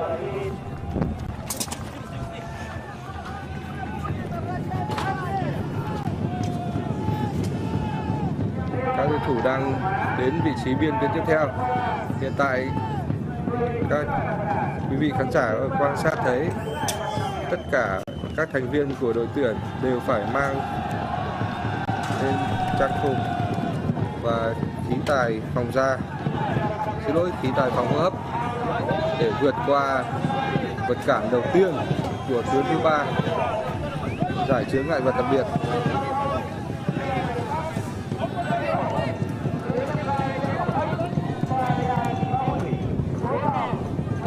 Các tuyển thủ phải vượt qua lần lượt các vật cản, hàng rào gỗ, hàng rào thép gai, gốc cây, tòa nhà đổ, hào và đường giao thông, kè đường sắt, cây đổ, lưới thép gai trên cọc thấp, tòa nhà bị phá hủy, lối vòng, hố sâu, mê cung, đường hầm, cầu treo, cây cầu bị phá hủy, cầu thang bị phá hoại, bức tường và lưới nhện, và cuối cùng đối với vật cản này chính là tường leo núi. Các đồng chí đang quan sát thấy các vận động viên của đội tuyển Việt Nam đang đến vị trí tòa nhà bị phá hủy. Khi vượt qua đối với chướng ngại vật tòa nhà bị phá hủy, hai tuyển thủ có mũ bảo hiểm đưa thang kim loại lên vị trí cửa sổ tầng 2 để tiến hành cắt thanh kim loại ở cửa sổ tầng 2. Như vậy là các tuyển thủ của đội tuyển Việt Nam đã cắt được thanh kim loại và mở cửa sổ tầng 2. Bây giờ các anh đang tiếp tục thao tác để mở cửa sổ của tầng 1, tòa nhà bị phá hủy. Vâng, thao tác đã thành công. Bây giờ các trang bị sẽ phải được đưa qua cửa sổ. Ở giải thi đấu còn lại thì các tuyển thủ của đội tuyển Nga cũng đang bám rất sát các tuyển thủ của đội tuyển Việt Nam chúng ta. Sau khi vượt qua chướng ngại vật lối vòng, các tuyển thủ phải tiến hành tháo bỏ đối với mặt nạ để trước khi đến với vật cản tiếp theo. Và các tuyển thủ của đội tuyển Việt Nam đang dẫn trước. Chúng ta đã bắt đầu đến vật cản hố sâu. Vâng, các tuyển thủ của cả hai đội đã tiếp cận với mê cung.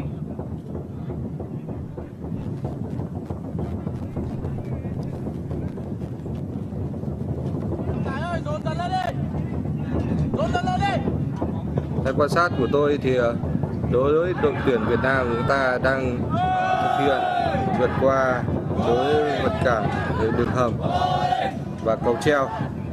Đây là một trong những vật cản mà có độ khó khi mà chúng ta phải cơ động trong tốc độ nhanh mà vẫn phải giữ được thăng bằng.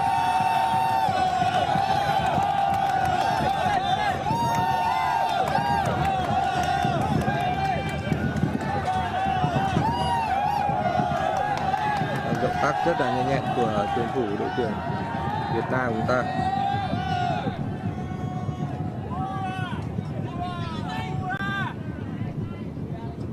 Như vậy là các tuyển thủ của đội tuyển Việt Nam đã tiếp cận tường leo núi.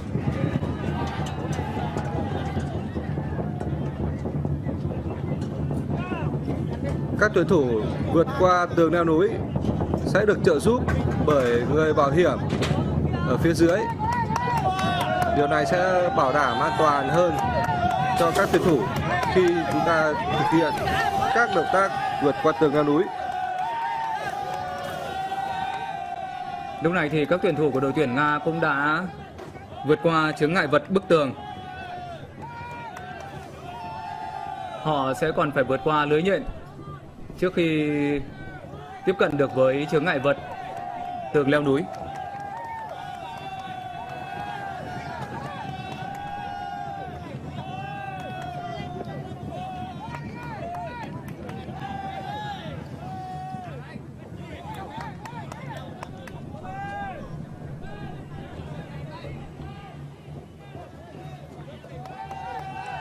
Vâng, như vậy là các tuyển thủ của đội tuyển Việt Nam đã bắt đầu những bước đầu tiên trên tường leo núi.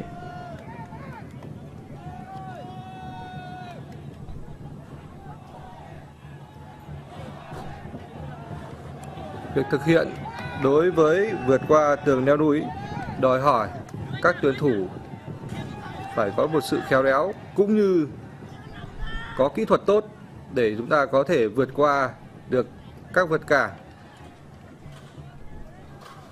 Đối với chướng ngại vật tường leo núi thì quý khán giả và các đồng chí cũng có thể quan sát là vai trò của người bảo hiểm là rất quan trọng. Và chắc chắn rồi, cần phải có sự phối hợp nhịp nhàng giữa người bảo hiểm với các tuyển thủ đang tiến hành leo lên bức tường. Các trang thiết bị cũng sẽ phải được đưa lên qua cửa sổ ở tầng 2 của bức tường.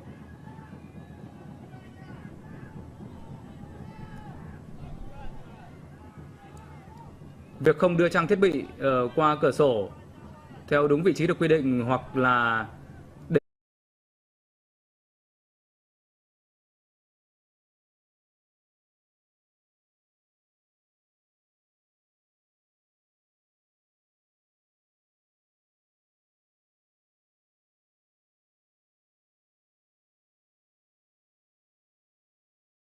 This race for Iran, Zimbabwe and South Ossetia. 3 tanks are going to be racing in this tank, decided by the cast draw. Division 2 has an odd number of teams. 11 teams feature in the second division. And this 3-crew showdown fell to Iran, Zimbabwe and South Ossetia. We're live on Zvezda, the Star TV channel, introducing the referees, Lieutenant Colonel Vladimir Dzagoyev, South Ossetia, Zimbabwe, Major Lawrence Dubey, and Lieutenant Colonel Mohammed Kamali Ardakani represents Iran.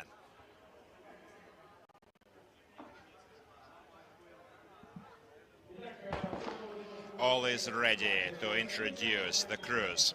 And this is your tank biathlon host, Nikolai Fedorov, and co-hosting for the English-speaking audience is Dmitry Kulitsky. Now, South Ossetia tank, color-coded green, tank commander, Senior Lieutenant Sergei Gobozov. Gunner, Senior Lieutenant Dmitry Bukulov. And the driver is Sergeant Atsamas Kazayev. South Ossetia, second crew. Now, red color-coded tank Introducing Republic of Zimbabwe, Tank Commander Lieutenant Chatindo Heaven. The gunner, Corporal Chaka Nuka Taikmo, and Mesinyani Tendai is the driver. Zimbabwe second crew, please put your hands together. And blue color-coded tank. Introducing Islamic Republic of Iran, Tank Commander Lieutenant Milad Rahmati, the gunner Senior Lieutenant Javak Hadje, and the driver Junior Lieutenant Saeed Ranjbar.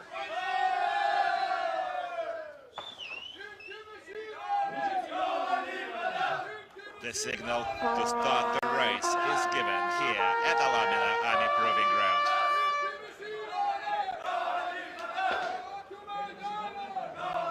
This is the signal for the crews to take their seats in the armored vehicles. Zimbabwe and Iran missed the previous 2 years due to the pandemic situation. Last times we saw them taking the field back in 2019. Well, let's hope this missed time will not affect their performance. 21 teams, 21 nations are featuring in the contest this year. The number is growing year on year. Last year we saw 19 countries, and there are 35 countries as part of 34 international army games. The contests are running in 12 different countries. All of the T-72B3s are provided by the Russian Federation. Also, the countries enjoy opportunities to bring their own tanks compatible in technical specs to T-72B3s. And the People's Republic of China uses their own Type 96Bs, and Republic of Belarus uses their own armed services, armed forces, T-72B3s that are part of their tank corps. Now, Vladimir Tsagoyev, the coach for South Ossetia, and as soon as the tank commander reports ready to start, this will be given to the chief referee. The chief referee for the contest is Major General Kirill Kulakov, the head of Kazan Tankers Academy. He will give the start command, and they will be off racing. This year, the second division is only taking part in the individual hits. The decision was taken to learn the winners according to the results of these individual hits. The final ratings will be done on the 21st of August after the end of the last individual hits race. We're going to see starts with intervals to spread them through the range. The first to start is Republic of South Ossetia. However, it's down to the chief referee to assign priority. Usually starting with the right flank. This is the Zimbabwe coach on the screens.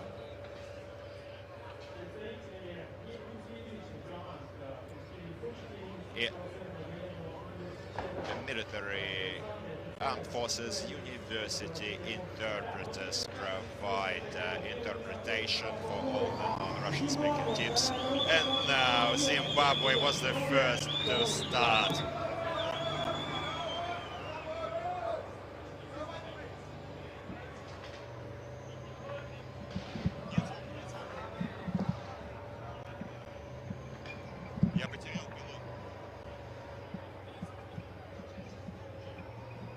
Now, dear friends, we are watching the red tank for Zimbabwe going through the restricted obstacle course.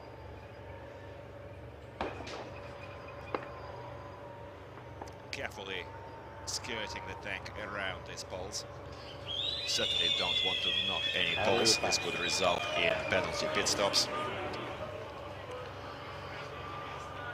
In a stance, we see Zimbabwe servicemen also supporting their friends from crew 2. Certainly important experience.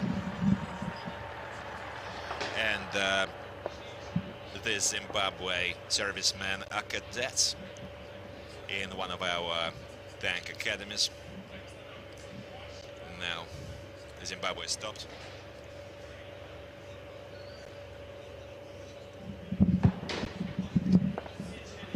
All of the crew members are have to dismount, line up for a quick inspection, and now they can load their 3 standard 125mm shells.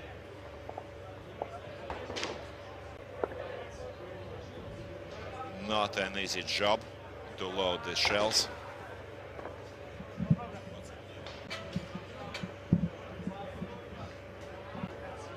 Three rounds are used by the 2nd Division teams. However, additional ammunition is issued to 1st Division teams in case targets are not hit.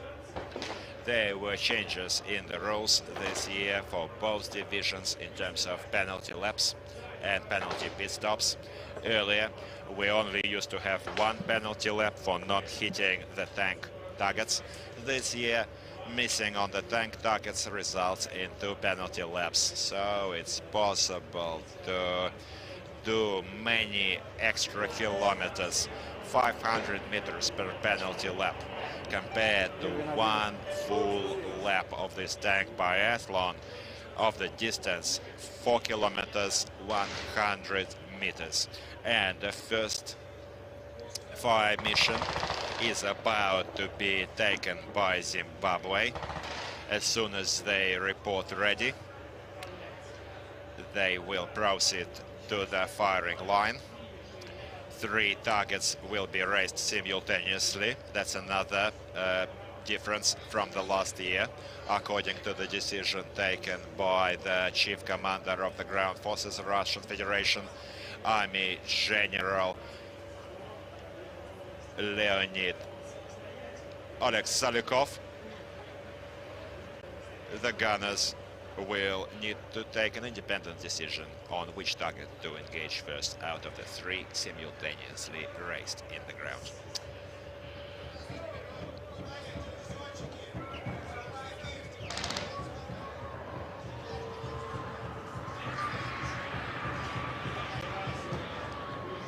And so the red targets are out in the field.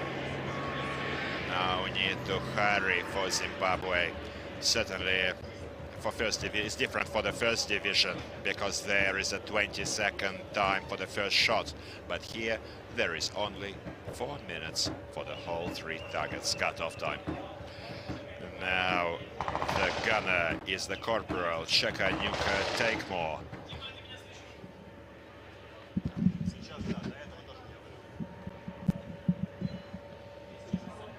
16 to 1800 meter ranges to target.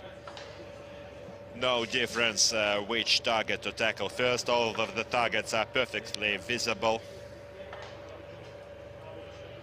It's down to the gunner as to which to engage first.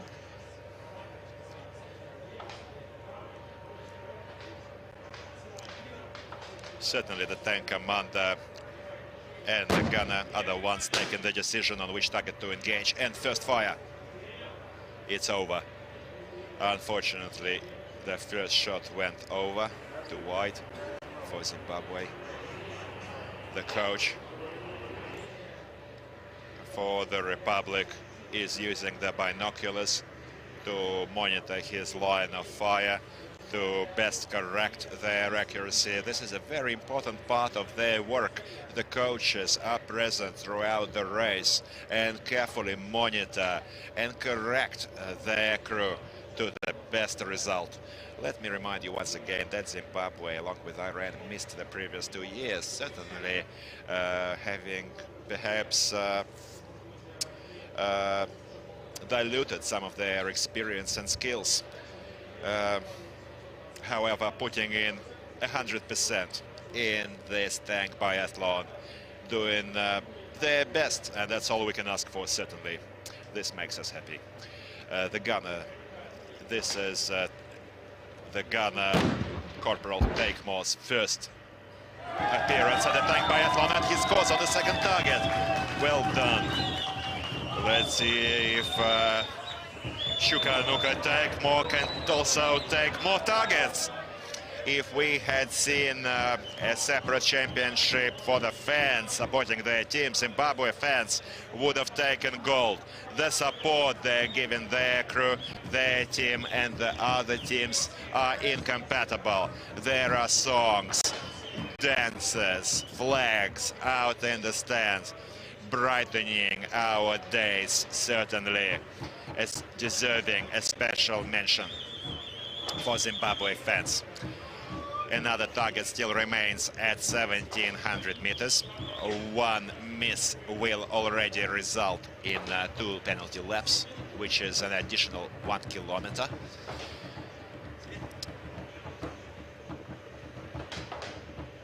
Holding our breath.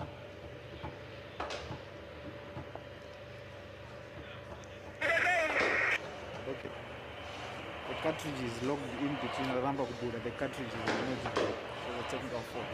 Отсечка, картридж застрял, кассета застряла. The interpreter is speaking to the referee and coach of Zimbabwe team. Apparently there may be a problem. We are clarifying with the chief referee as to the cause of this delay with the third fire for Zimbabwe.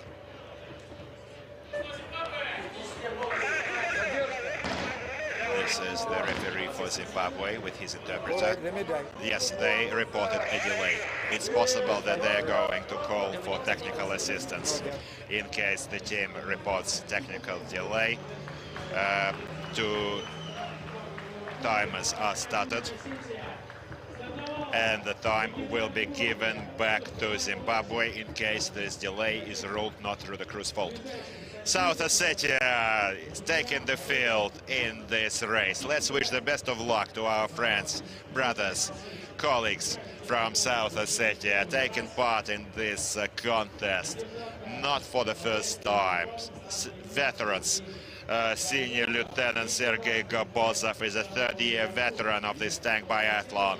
And what is typical, he is also a graduate of the Far East highest All-Armed Forces Academy at Blagoveshchensk, a graduate of the year 2020, a young officer, married, and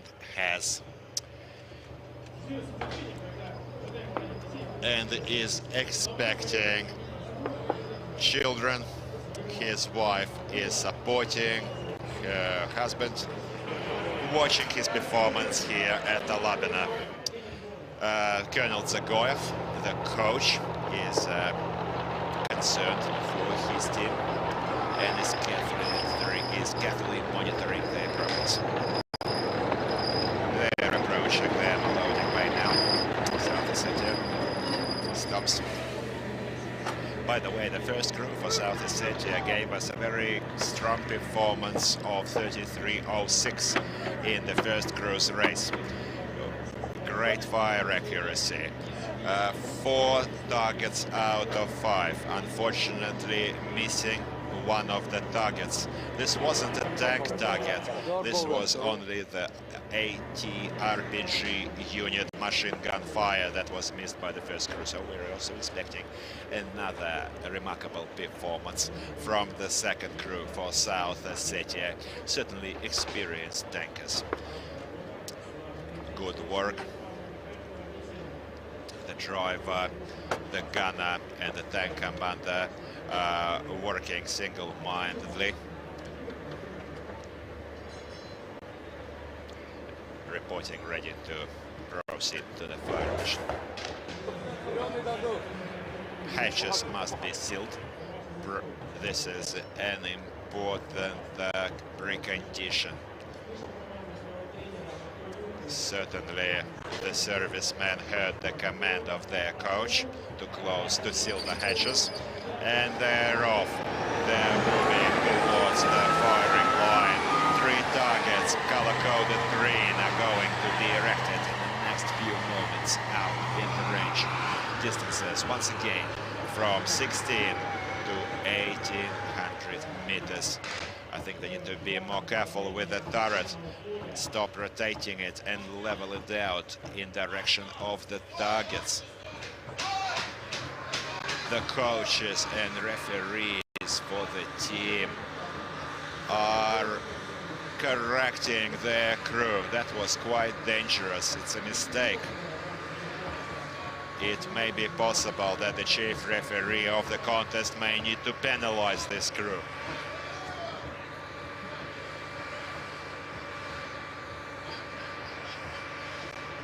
But we see more rotations here, as there seems to be a problem here. We're going to look into the causes of this incessant, unnecessary action by the gunner in rotating the turret. This is a third-year veteran on the fire controls of the tank, of this tank biathlon, so certainly there must be a reason for this, which we will learn later with the coach, the referee for the team, and the chief referee for the contest.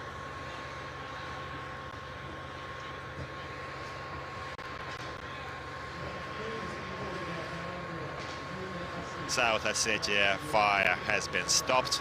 The chief referee ordered to cease fire, stop the engine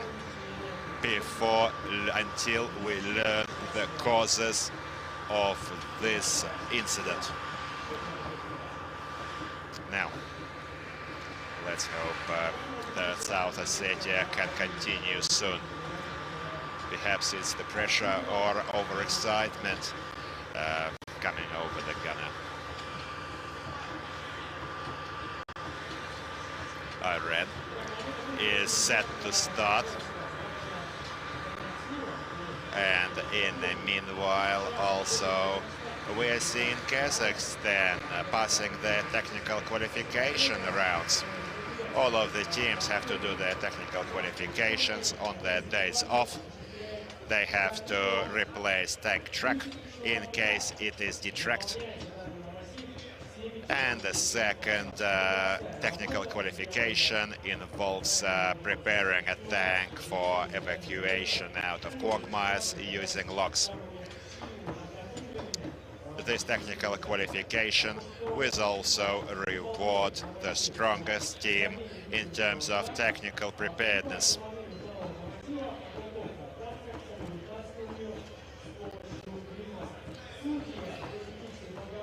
The referees for technical qualification, the referee panel for technical qualification is represented by at least 3 or 4 countries, providing for a clear and transparent procedure. Iran is about to take the field. Last time appearing in this tank biathlon back in 2019, taking the 12th position this year, 2nd division. Let's wish the best of luck to Iranian team. The first crew is now confidently on the 5th position of the total tally for individual hits. Almost 15 minutes into this race. Zimbabwe is still in the first lap, as Iran is going through the restricted maneuvering section, and 4.5 meter wide the poles set apart. White flags by the line flagmen indicate clean passage.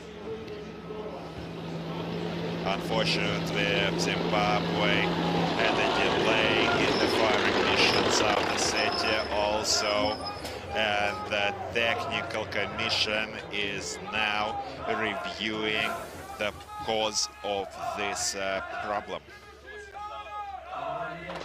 Technical commission is represented by the manufacturer and international referees.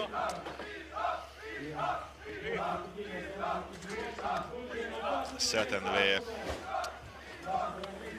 the work of our TV cameraman is also so important to provide this great live broadcast. Live broadcast can be viewed at the TRspodCast TV channel, at the official Ministry of Defense Russian Federation website called mil.ru, and also online on YouTube. This is your all-time Tank Biathlon host, Nikolai Fedorov, co-hosting for the English-speaking audiences.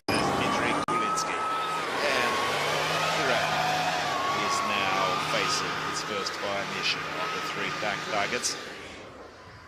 Now that's what we want to see. We want to see some fire accuracy, some engaging shooting to make this clash truly unforgettable. By the way, the time of the first shot for the second division is not that as important as for the first division. So first division saw a 20-second cutoff for the first shot. However, there are only 4 minutes that is given to engage all the 3 targets for the second division. And the gunner for Zimbabwe.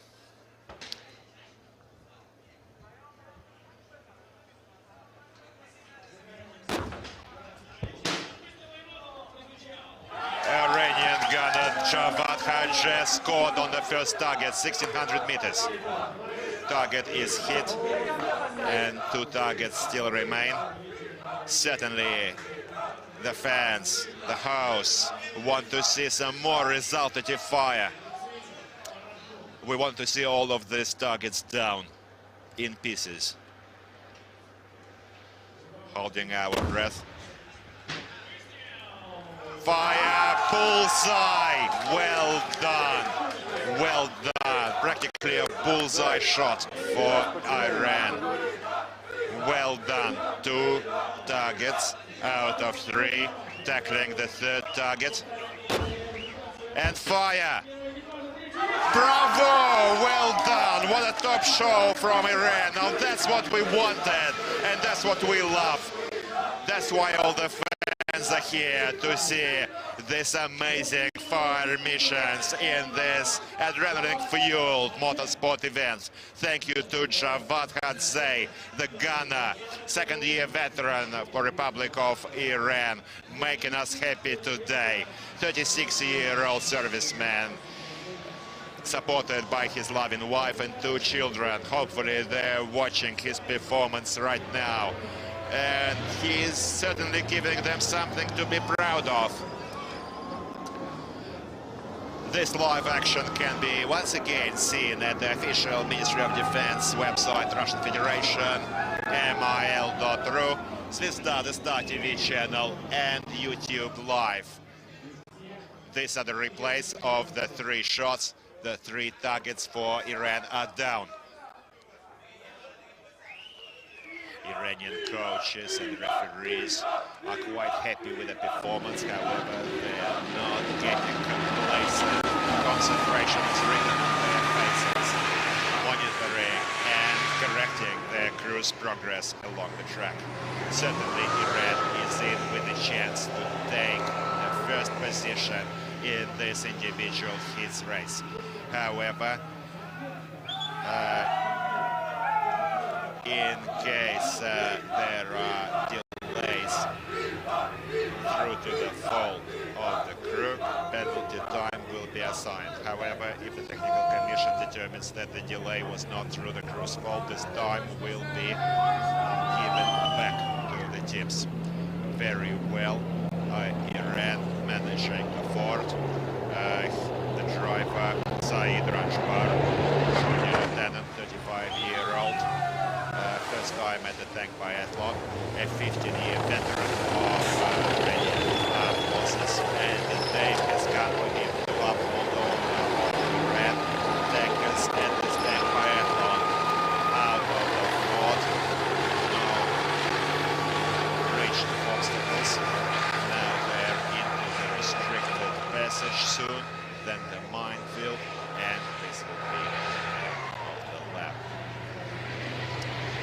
T-72 B3s in this race, similar to every other range, are identical for every team.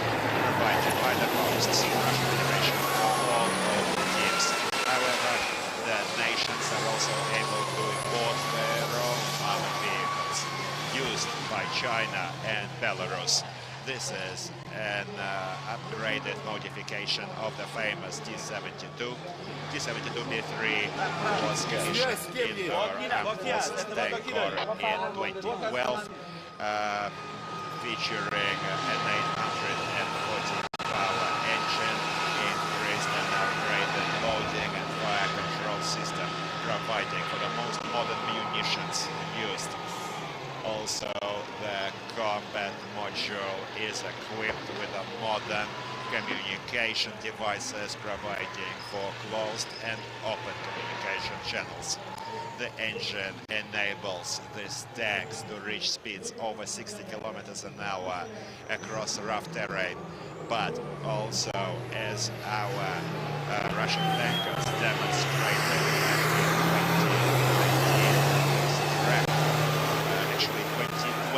2019 saw 78 kilometers an hour on this track. However, 2020, the record still standing, remains at 84 kilometers per hour. 3 out of 5 for Iran.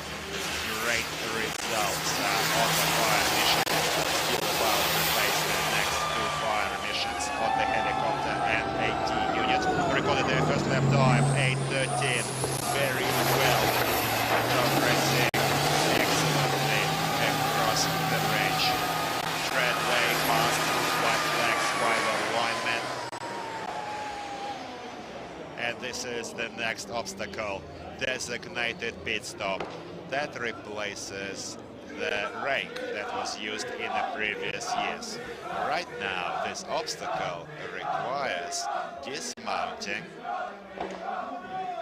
conducting an inspection of the vehicle, load the machine gun for the anti-aircraft fire, to tackle the next fire mission on the low-flying enemy helicopter imitating target. Zimbabwe, having eliminated the technical delay, is about to continue their first fire mission with 1 target down out of 3. This is their last shot on the 3 tank targets. The Technical Commission has just learned, dear friends, news just in, that this technical delay was not through the crew's fault for Zimbabwe. The time wasted will be added back to the team's time. We're going to see the correction of this time on the screen, and we will soon see Zimbabwe's total time without the technical delay.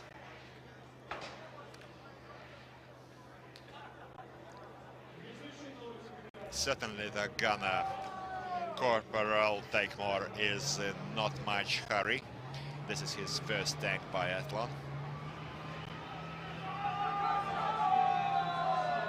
When we asked the gunner, Takemore, what is his dream, he told us that he is dreaming of becoming a champion of this tank biathlon. Well, dreams do come true, dear friends. And nothing is outside or beyond realm of possibility. Perhaps not this year, possibly next year or in a few years' time. Zimbabwe must become a champion of this tank biathlon. Just look at this beautiful T-72B3 against the background of the main cathedral, main Orthodox cathedral of the armed forces of the Russian Federation in the Patriot Park at Alabina Army Proving Ground. Picturesque sight, certainly. However, we also want to see some fire from this crew. And we are clarifying with the chief referee the causes for this delay. Perhaps the gunner is simply tracking for target, trying to provide for top fire accuracy. Or perhaps something did go wrong. 1 target is down for the team already, and there was 1 miss, and 1 still remains. To see the 4 penalty laps Iran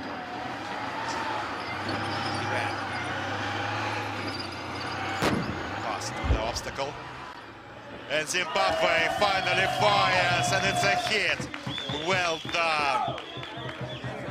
Chakanuka takes down the next target. Well done for Mr. Take More.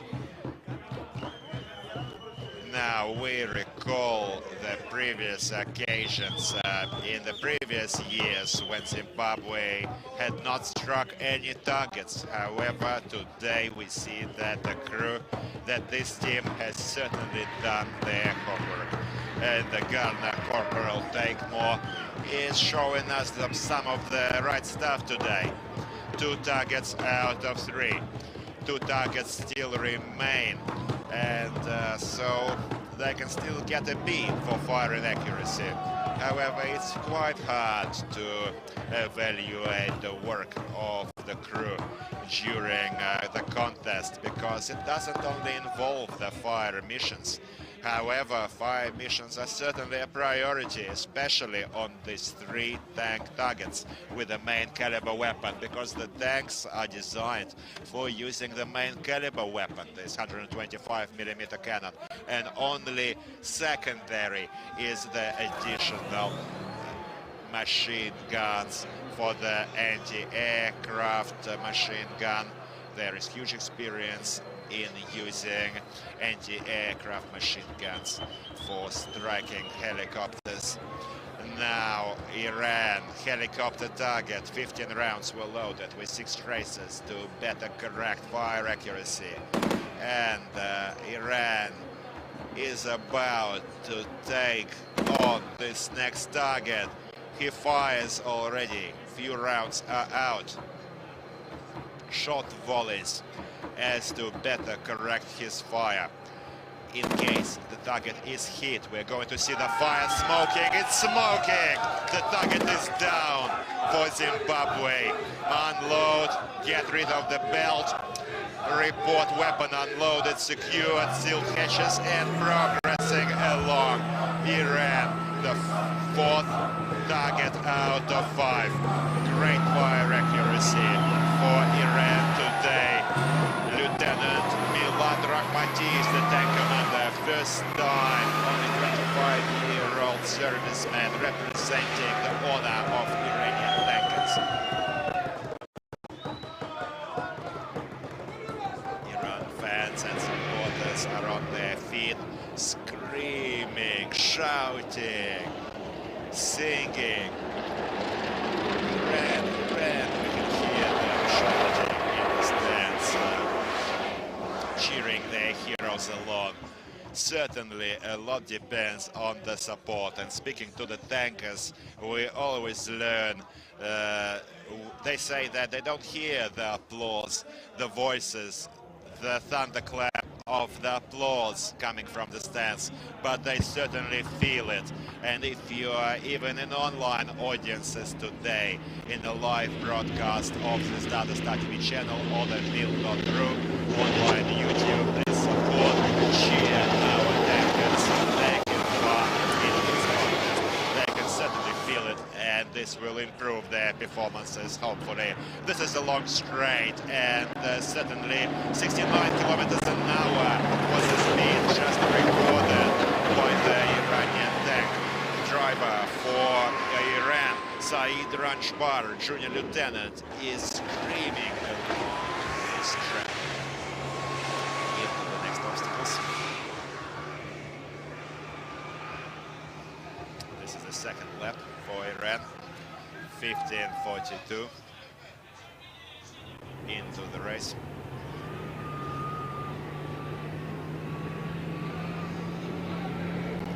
And news just in, an update on the South Ossetia technical delay. They're unloading their ammo. There will be a tank replacement. The technical commission is going to look into the causes of this problem, because so the problem existed. However, we need to make sure of who to blame. In case this technical delay is not through the crew's fault, time is going to be given back to the team. However, if this happened due to the actions of the crew exclusively, this time will stand, setting the team seriously back. On the replays, we see Zimbabwe last fire mission certainly making us happy with the resultative 2 out of 3 targets down last fire mission.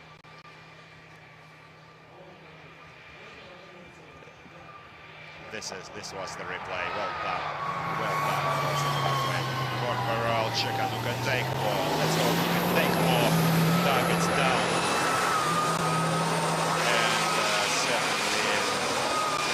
Obstacle is also correctly transversed. Correct gears need to be chosen. And this is the maneuvering. Oh no, the ball we saw falling was certainly a red flag. This will result in a penalty pit stop for the team. Well, it was a fail for Zimbabwe. They will need to end the pit stop once they're out of this anti-tank trench. No stopping, no rollbacks are allowed. Well, apparently, yes, one of the suspended poles, you see them suspended, is waving in the... It was fouled by the team. Penalty pit stop.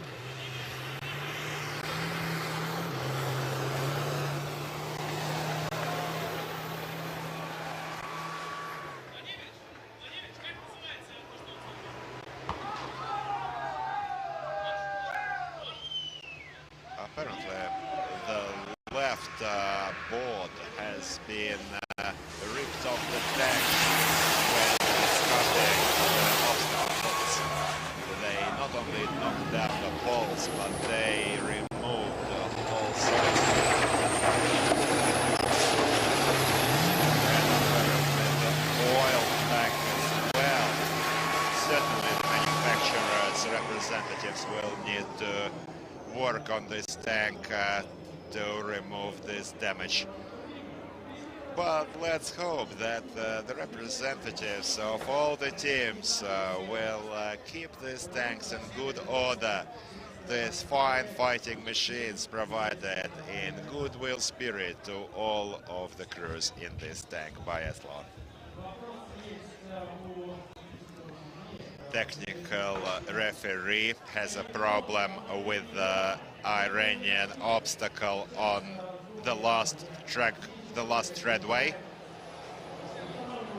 We're trying to look whether there was a foul on the treadway, and Iran is now preparing for the next fire mission, and Zimbabwe just records their first lap time. 34 minutes and 5 seconds.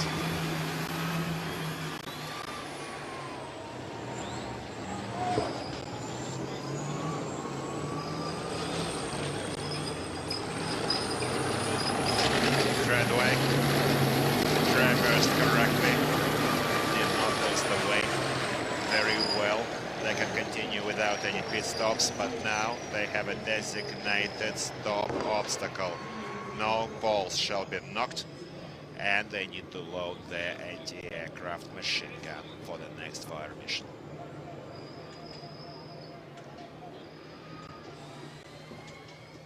Iran, we're watching the replay of the tank bridge.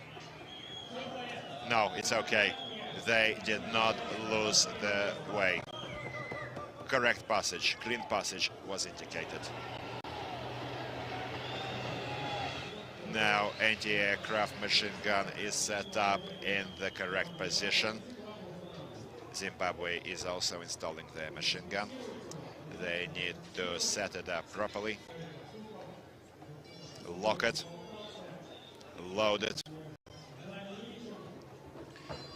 so that it doesn't move around, and can help the team achieve hits on this target. There's a special lock that the machine gun goes into, a locking groove. Be careful now. Apparently it's not working out for Zimbabwe, perhaps they're in too much of a hurry.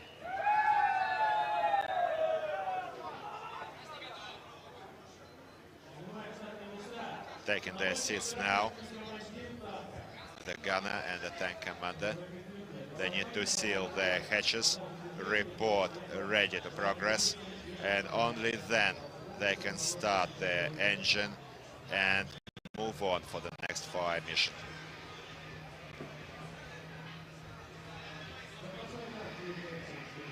The replacement tank for South Ossetia is approaching the team. Ammunition was unloaded. We will learn the decision on South Ossetia in the next few minutes, whether they will go to their fire mission or go directly to penalty laps for non-striking. Targets number 12. Iran, in the meanwhile, in the pit stop. They need to perform an inspection of the vehicle, and just watch Iran in the slope. There was a pole knocked. Certainly was.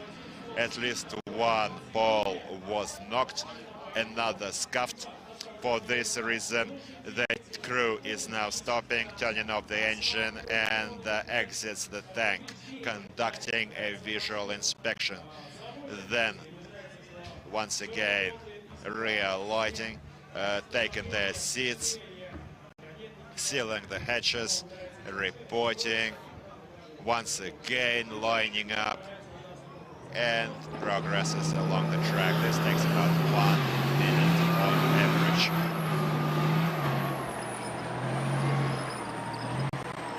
Certainly, the more prepared the team is, the less is the likelihood that the crew will be given a pit stop and have to waste valuable time.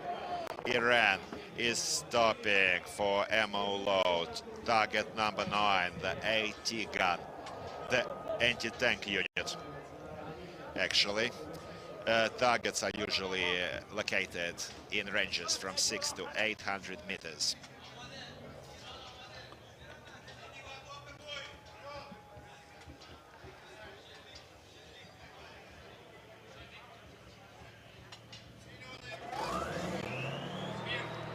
All eyes on screen. The target, AT-RPG unit, glass covered, is out in the field. Even if one round strikes this target, it will shatter to pieces, giving us valuable indications as to the crew's fire accuracy. Tracking for target, 24-24. Great time for Iran. Actually, dear friends, if they can hit this target and escape the penalty lap, they're in with a chance to become the leaders of the individual hits. Overall tally.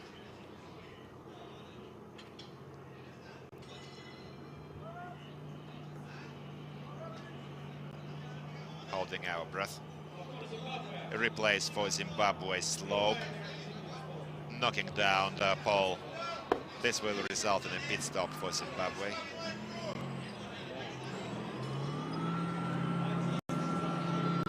One penalty lap recorded for Zimbabwe. For Iran, sorry. Unfortunately for Iran fans. They still have some minutes to catch up on Myanmar first group best time. However, this penalty pit stop may be too wasteful in terms of time, preventing Iran from surging into the top of the rankings for the division.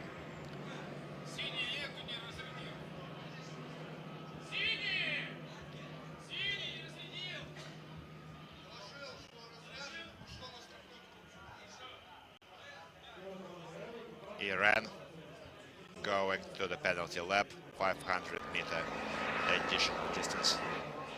Now Zimbabwe stopping at the second fire mission. Anti-aircraft machine gun fire performed by the tank commander for Zimbabwe, Lieutenant shot into heaven.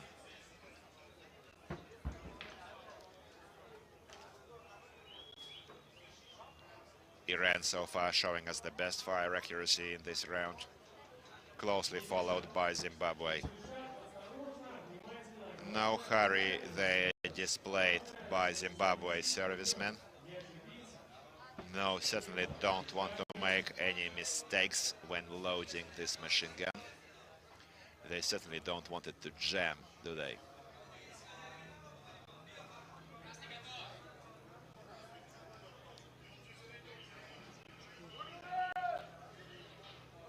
Well done. Weapon is loaded.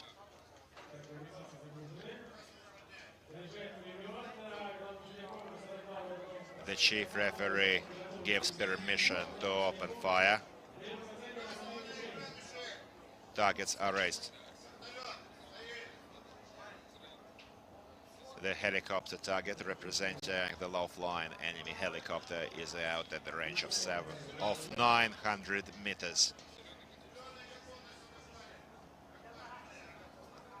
12.7 caliber is the caliber of this Cord anti-aircraft machine gun. Standard equipment. Large size shells, 12.7 millimeters. However, we're not seeing the tank commander firing yet.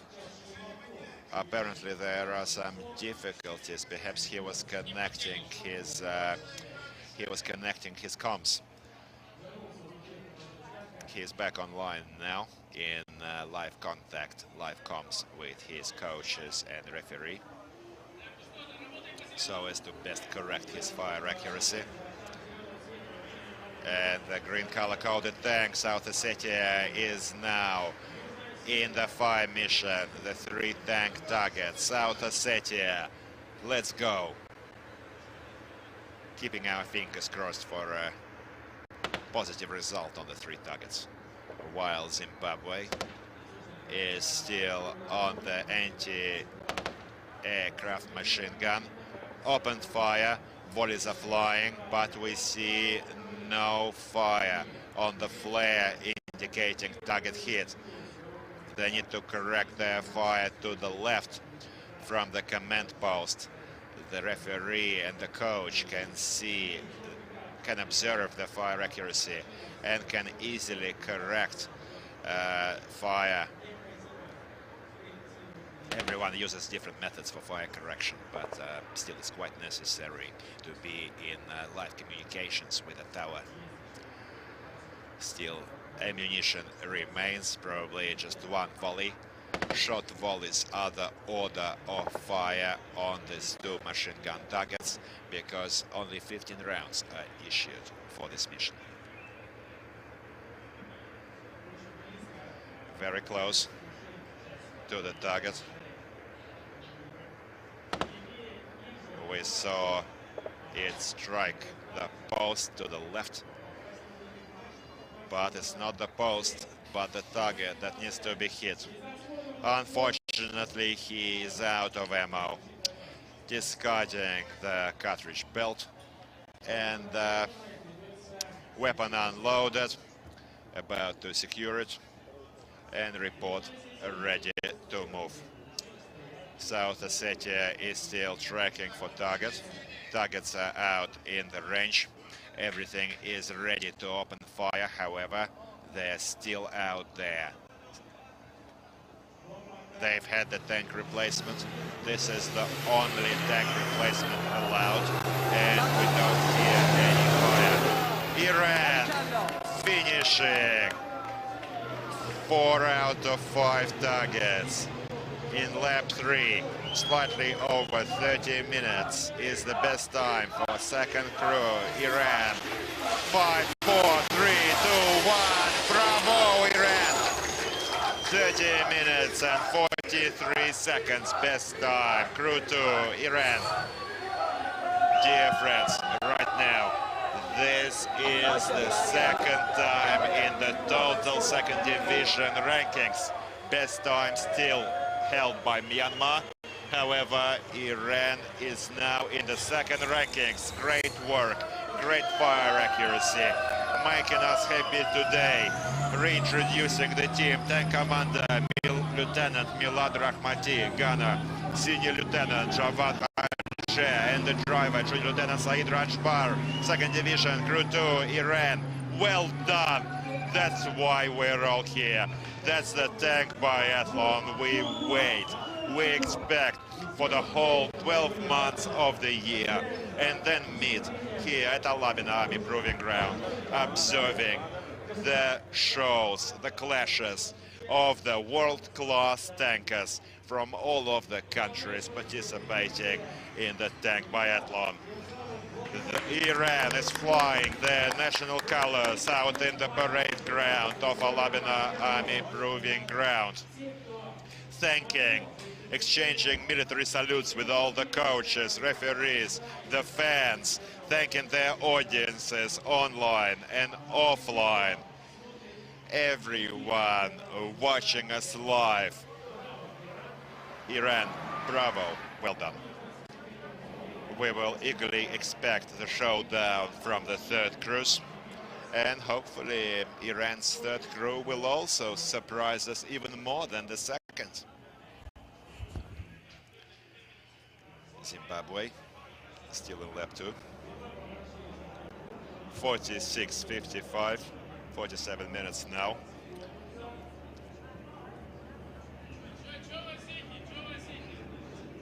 South Ossetia is experiencing serious problems today. Certainly something like that can really shake up the crew. One tank, first tank was changed. Operations. Now, one allowed replacement is also seen.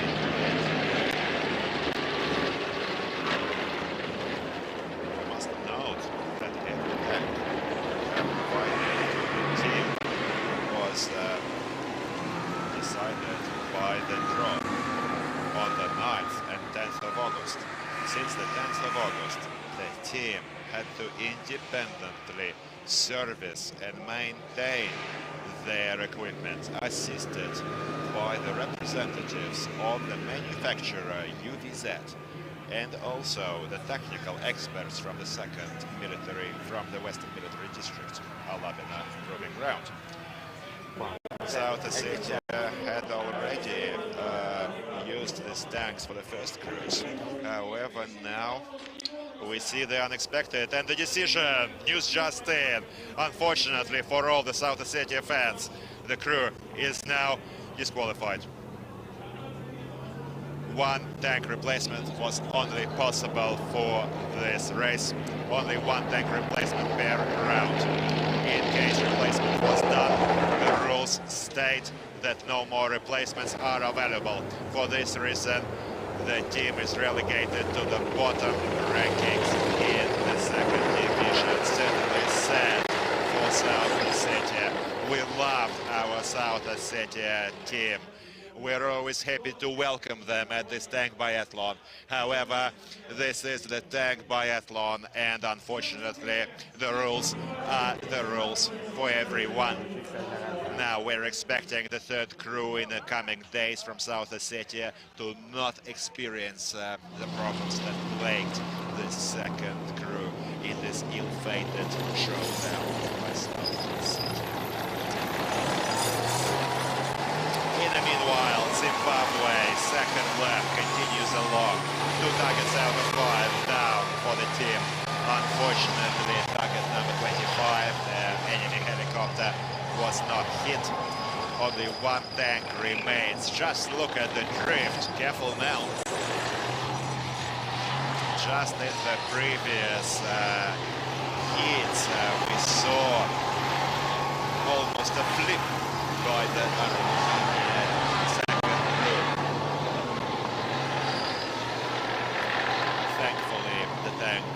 was not flipped over, but they were close after a drifting fast turn.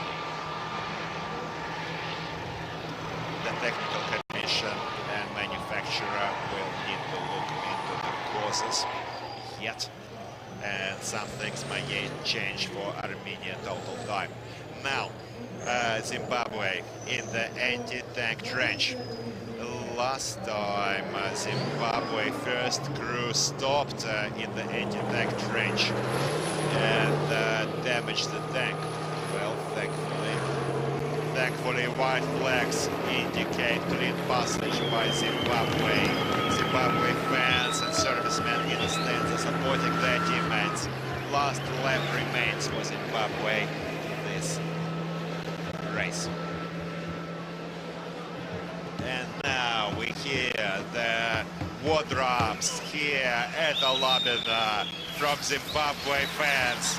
Once again, please know, Zimbabwe fans deserve a special mention. Unequivocally champions for cheerleading and supporting their teams. Sounding, beating the war drums now, urging their team for a great performance.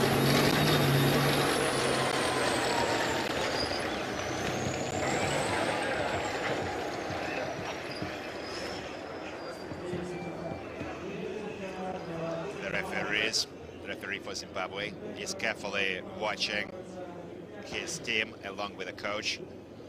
The tank now stopped in the designated pit stop obstacle where they have to set up the machine gun.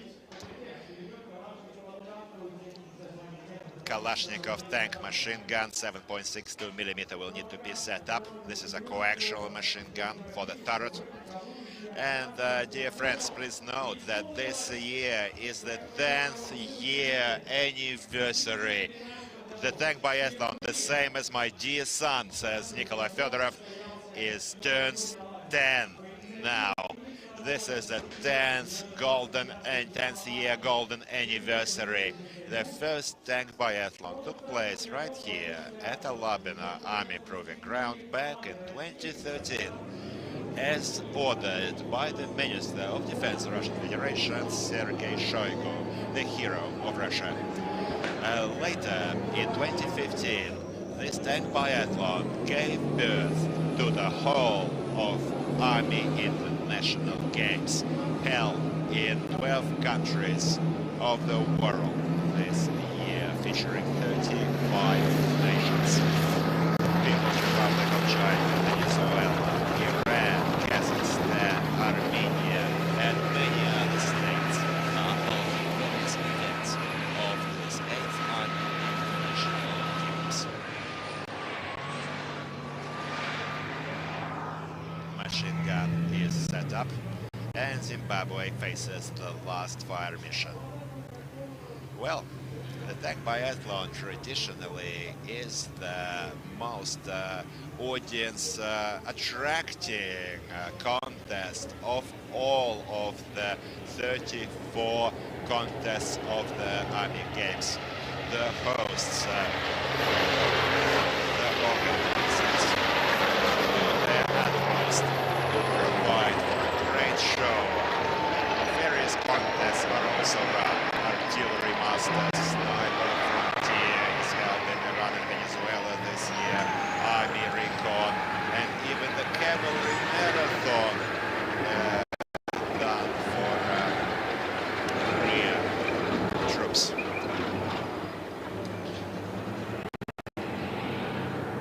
Drone contest.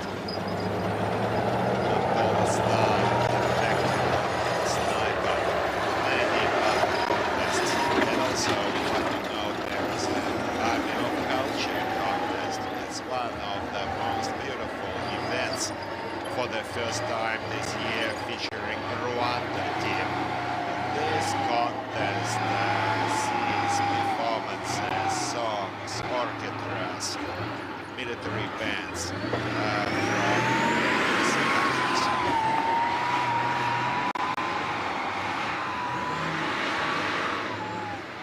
Now we are watching Zimbabwe going into the slope.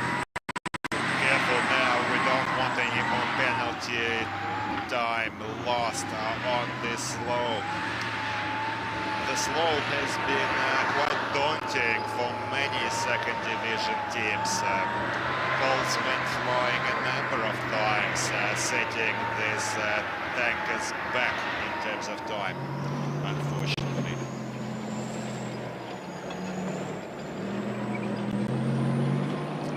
Obstacle pole was knocked. Red flag. Well, dear friends, very soon, unfortunately,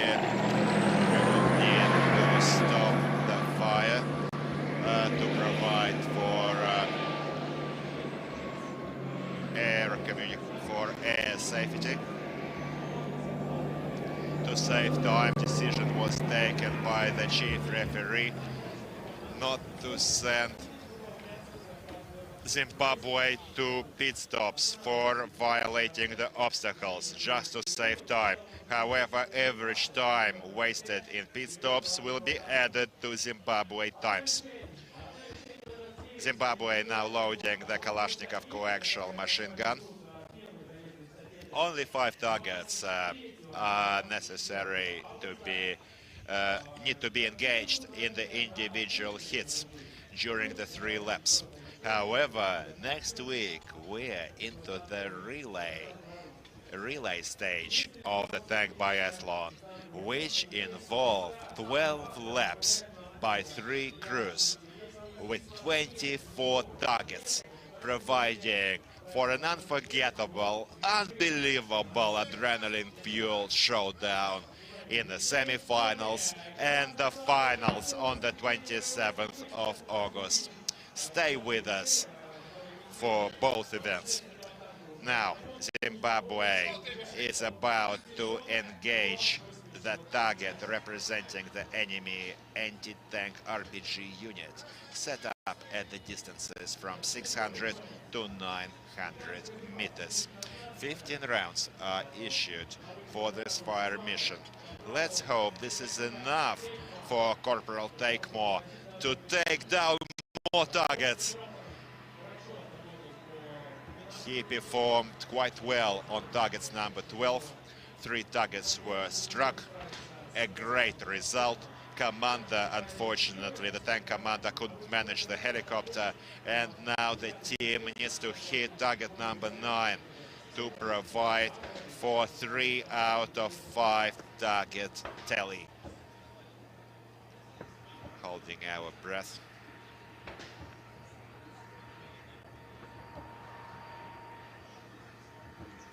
"58 minutes into the race."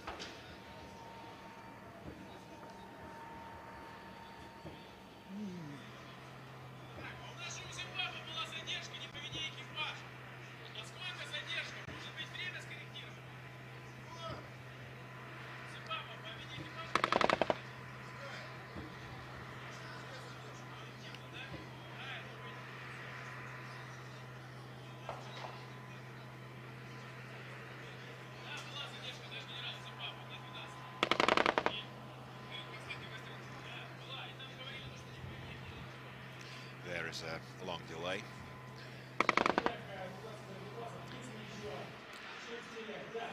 Hopefully they still have ammunition. Yes, fire is being conducted. The target was fired upon, however it's not hit. Let's hope the last round can reach the target and shatter it to pieces, unless it's a miss, which will result in the penalty lap. However, it's possible that to save time, in case penalty lap is assigned, the time spent on average penalty laps will be added and the race will be concluded, because the Alabina Army Proving Ground is right next to Vnukovo International Moscow Airport, and sometimes the routes of civilian aircraft pass close to the range. Certainly a tank cannot provide any problems to the overflying aircraft, but this is a serious safety consideration. And aviation rules indicate no fire when civilian aircraft are passing by. Zimbabwe fans are out there with the war drums, waiting to welcome their heroes. Zimbabwe in the penalty distance, 500 meters. And now an announcement: in the coming days, we're in for more adrenaline-fueled action with the clashes of the 1st and 2nd division. By the way, Zimbabwe had a technical delay of 17 minutes with change, but through no fault of the crew. That's why the 17:08 is going to be deduced from the total Zimbabwe time, and we're going to see corrected time in a few moments. Right now, Iran became the leader of this race at 30:43, and South Ossetia, to the greatest regret of the fans and the team, was not able to perform. One tank replacement was performed, however, the race was not conducted. Only one tank replacement is allowed by the tank biathlon rules, and if this has been done, it is simply prohibited to replace tanks again. In this case, the crew is not disqualified, actually. Correction, is not disqualified, but it cannot continue the race. It goes to the bottom of the rankings. It's almost 60 kilometers an hour racing the Zimbabwe Army. All the tanks are outfitted with GPS trackers that provide us with live location and speed data. So far this year, maximum speed logged was 79 kilometers an hour, and there's a lot on the track. But certainly no hurry is needed. These tanks certainly should be paid for. Same as your own vehicles. Not everyone flies as hard as 84 kilometers an hour. And 45:17 for Zimbabwe. Second crew has a chance to become the leaders of their team, beating the best time of the first crew. These are important statistics that also need to be considered in further preparation and homework throughout the year back at home.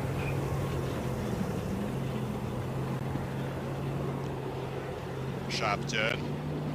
4 obstacles remain: the ford, the hill, the anti-tank trench, and the restricted obstacle. Now this is the last race of the day, and tomorrow dear friends, for another treat of the first division teams. Azerbaijan and Mongolia showdown, and the second race for tomorrow will feature second division crews Abkhazia, Tajikistan, and Sudan. Tomorrow, Azerbaijan, Mongolia, first division, Abkhazia, Tajikistan, and Sudan, second division. Stay with the tank biathlon live at the start, Star TV channel, the Ministry of Defense website, Russian Federation, group, YouTube, online. So, supporting Russian Federation, supporting all of the teams taking part in this legendary epic tank biathlon session.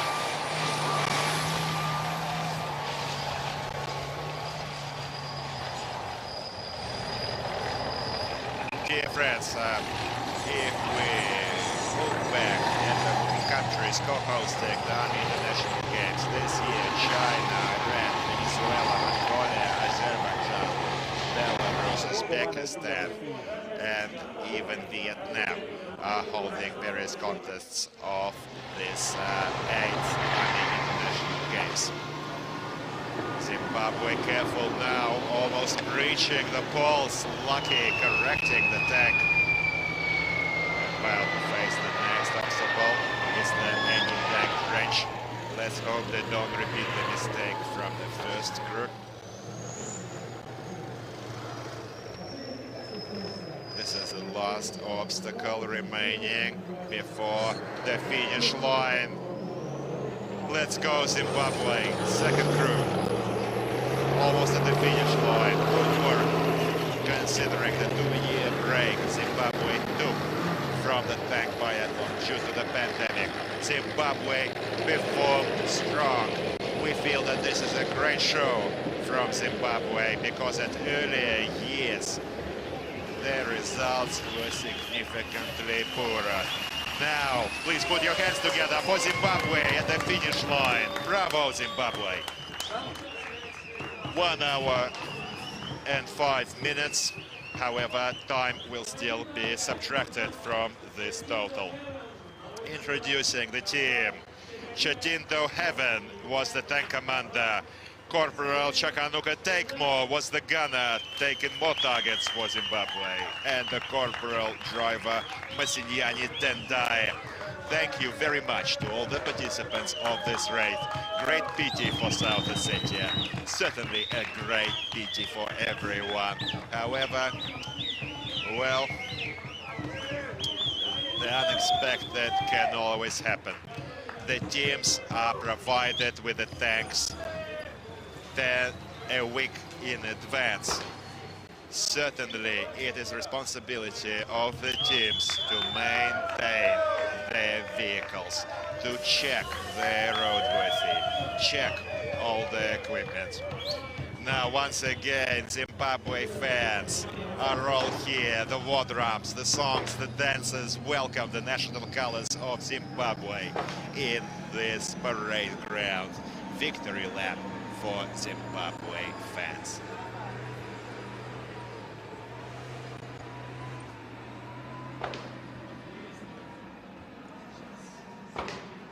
Memorable occasion, certainly, in this unforgettable show that is the tank biathlon. Unmatched, unforgettable, unrepeated. Certainly, this contest remains unique worldwide. An absolutely brilliant motorsport event. We see Zimbabwe servicemen exchanging military salutes and dancing on top of their tanks. Just look at them celebrating.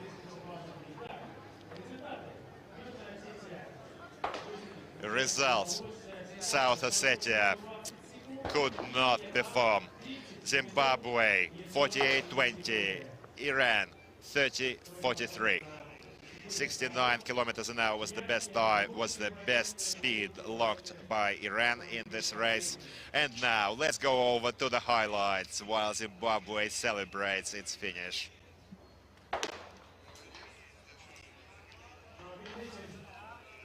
This is the total rankings for individual heat. Second division, Myanmar is in the lead, 27-43, followed by Iran, then South Ossetia, 33-06 for the first crew. South Ossetia is certainly a very strong side. And closing the rankings for the second division, second crew Armenia, first crew Sudan, and first crew Zimbabwe. Over 57 minutes, 57-51 closes the rankings in the second division individual hits.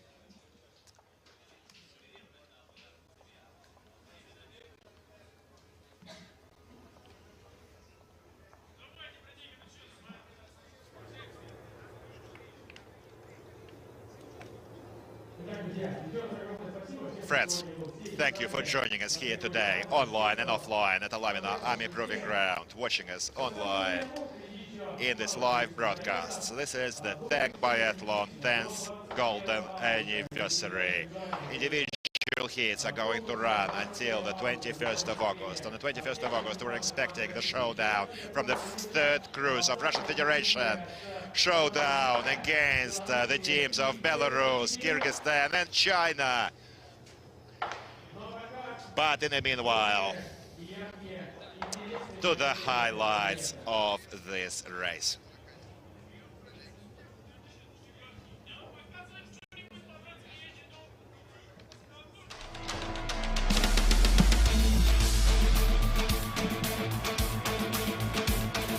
Zimbabwe now, second position in this race. Well, everything has already been said. All that remains is to wish the best of luck to the third crew. They need to collect themselves, brace themselves, do their homework, learn some hard lessons that were made by the previous crew, and surprise all of the fans. Well, everything is possible, anything is possible yet. Hope Zimbabwe can yet become leaders of the individual hits. We are supporting all of the teams and wishing the best of performance Just look at Zimbabwe in this race. You just saw the backside skirt being knocked off out of the anti-tank bridge. Braving the board obstacles. Certainly an unforgettable show for Zimbabwe. Slightly different military salutes in Zimbabwe.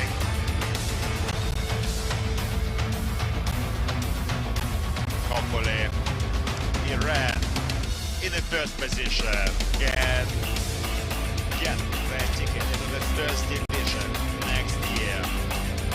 Well, only high praise remains for the coaches and the referees of Iranian team. Fine fire accuracy, minimum mistakes, making for a bright event. That's what we all have come here to see. That's what the fans are expecting. Dear friends, this was your all-time host, Nikolai Fedorov. Co-hosting for the English-speaking audiences, Dmitry Gulitsky. Stay with us for the Tank Biathlon. Support Russian Federation. Support all the teams of all the other nations flying their colors here at Alabina.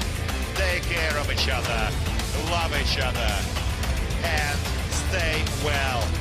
Your Ministry of Defense, Russian Federation Armed Forces are always here, that always next to you. And a huge thank you to all the fans. And see you again. South Ossetia is on the screen now. We saw that Ossetia was taken off this race and could not continue. See you again.